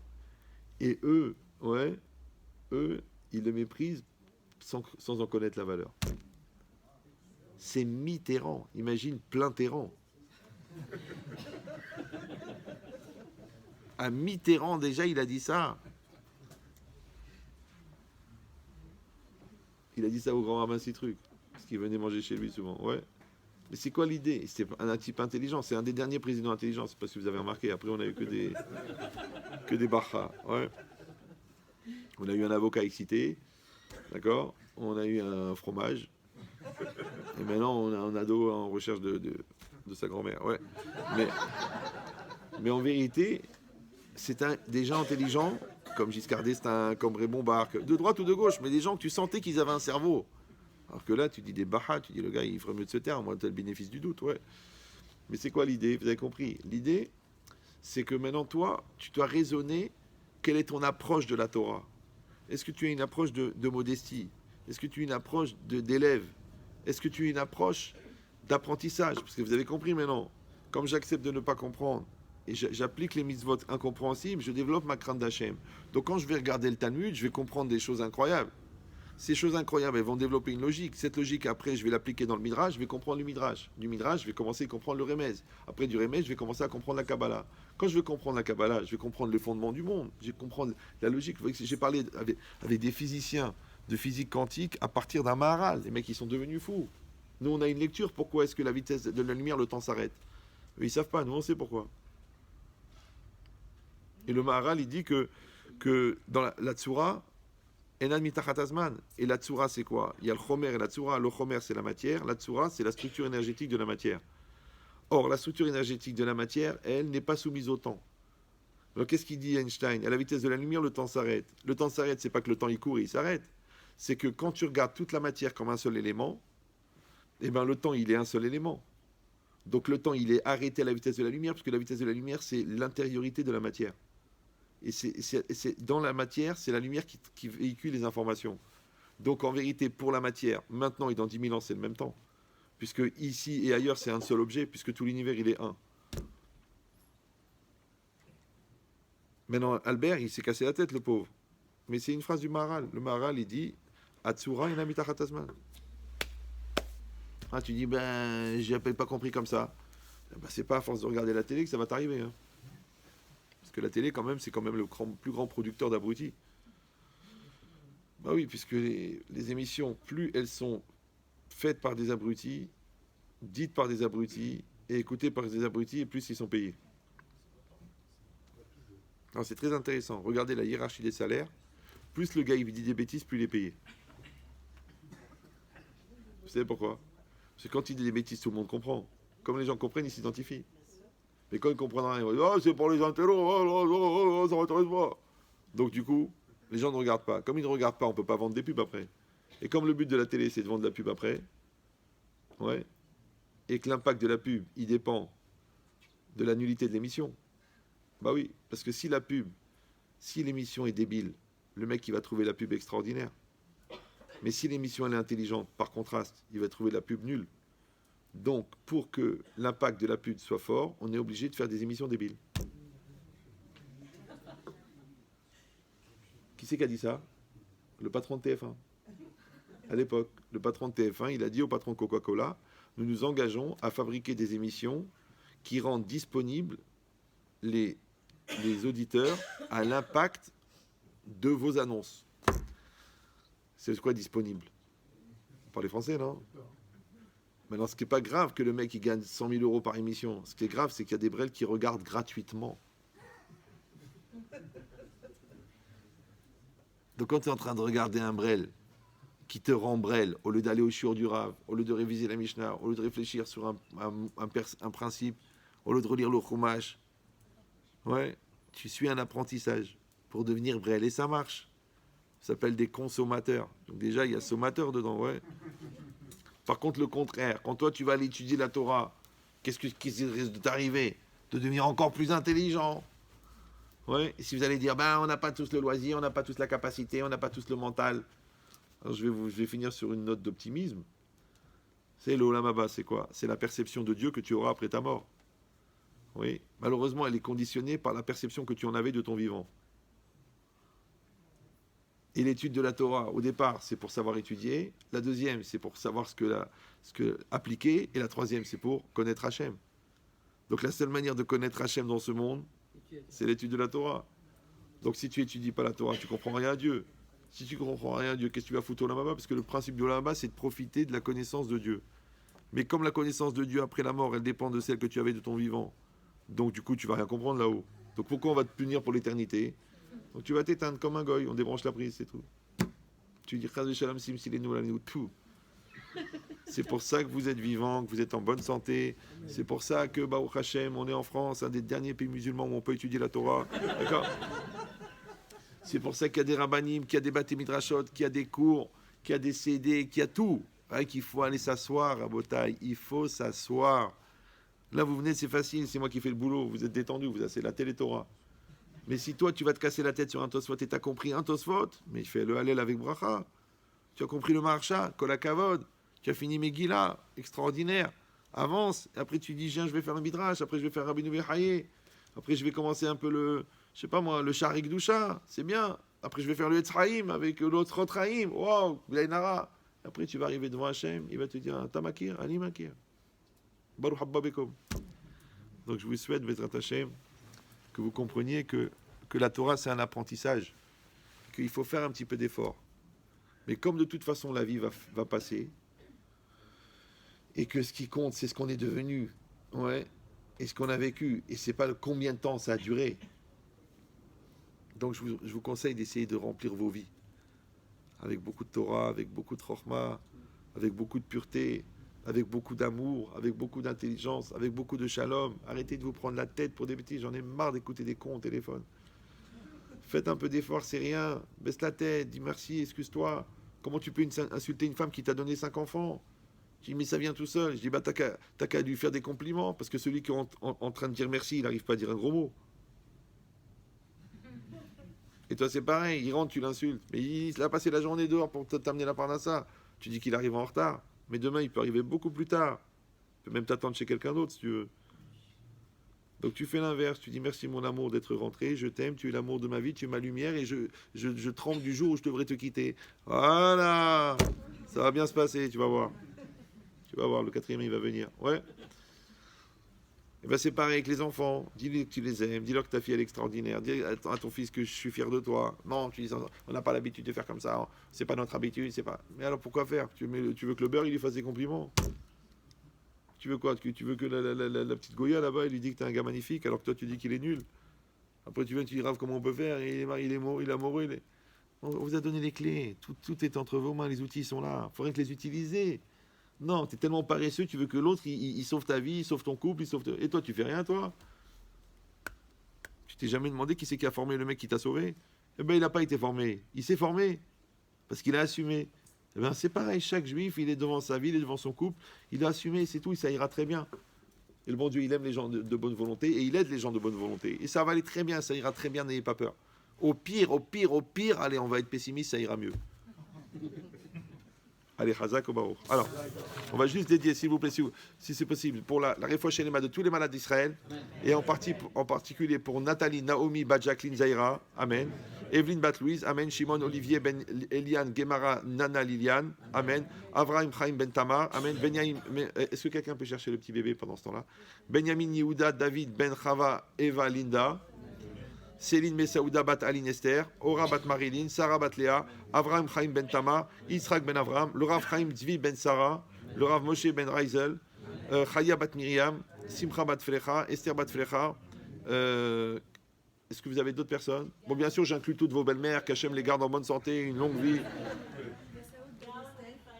Gaon Raphaël, Makhlouf Ben Fanny Mezala. Amen. Et qui encore? Shira Batrout. Amen. Messaoud Ben Estelle. Amen. Esther Bat Aziza. Amen. David Haniel Ben Esther. Shimon Daniel Ben Sandrine Léa. Shimon Daniel Ben Sandrine Léa. Léa. Marie Batsara. Amen. Les Pierre Adler. Amen. Esther Hana Bat Rivka. Esther Lydie Bat Aziza. Amen. Ben Gemara Bat Louisa. Amen. Sion Ben Fortuné. Amen. Mais Chava Bat Messiada. Amen. Rachel Bat Chaya. Amen. Yaou Ben Esther. Yaakov Ben Esther. Amen. Noam Yaakov Ben Ilanit. Amen. Shimon Daniel Ben Léa Sandrine. Amen. B. Nida Bat Esther. Amen. Qu'Hachem leur envoie une réfoua chez les mains parmi tous les malades d'Israël, plus tous les gens que vous allez y penser juste après. Après, on demande aussi pour la Aslacha de Aaron, Bruno, Henri, Ben Eliane, Gemara, Nana, Liliane. Amen. Que Hachem lui envoie le Shalom Bayit, la Aslacha dans tous les domaines, un bon chinour pour les enfants, oh, ça va coûter une tonne. Que tous les mauvaises xérotes disparaissent et que toutes les épreuves se transforment en joie. Vicheni Ransom, Velomar. Une bonne panassa pour Eliaou, Serge, Ben Colette, Myriam, Emma. Amen. Pour Shalom Ben Rivka. Amen. Alors un bon zivouk pour tous les célibataires. Amen. Et aussi pour Chelsea. Sorry, je joue pas au foot, c'est pour ça. Chelsea, Chava, Bat Céline Messaouda. Elisheva, Bat Joël Yael. Gad, Benjamin, Ben Céline Messaouda. David, Israq, Ben Céline Messaouda. C'est bon? Et pour le mariage de tout ONPC, c'est un groupe. Le mariage de ONPC. Tous les jeunes de ONPC. Ah, tous les jeunes de ONPC, B'ezrat Hashem. Et à Mavdil Ben Chaim Lemetim, toutes les personnes qui ont quitté ce monde et qui sont chères à notre cœur, en particulier mon père Avram Shimon Ben Simcha, Eliaou Ben Aïcha, Yitzhak Ben Aïcha, Rav Israël de Sarcelles, Rav Kadouri, Rav Yosef Chaim Ben Emma Sitruk, Rav Eliashiv. Est-ce que des autres personnes? Rav Israël Abouchatsira, Baba Saleh, et toutes les personnes auxquelles vous pensez, merci beaucoup. Ah oui, on a mis en place un WhatsApp, d'accord? C'est pour connaître les activités du Rav Ben Chetrit. N'essayez pas de le joindre, c'est impossible, d'accord? Mais si vous vous inscrivez, vous allez sur le site internet Rav Ben Chetrit, il y a un bandeau WhatsApp, vous cliquez dessus, il y aura la ville, vous cliquez, il y a même, je crois qu'il y a même Sarcelles. Vous cliquez, on fait des groupes. Et après, on vous envoie les affiches, les cours, des cours en vidéo, des choses. Et c'est gratuit, parce qu'on a vu que le payant ne part pas du tout. Donc, Hazak ou Baour. Sinon, à part ça, on a amené quelques livres, quelques CD. Voilà, ils sont là à vos dispositions avec David, Hazak ou Baour. Maintenant, ils sont plus chers sur le site internet, plus le transport. Donc, réfléchissez bien si vous faites partie de la communauté. Hazak, merci beaucoup, Ben Chetrit. Merci à tout le monde. Juste, j'annonce à toutes les personnes.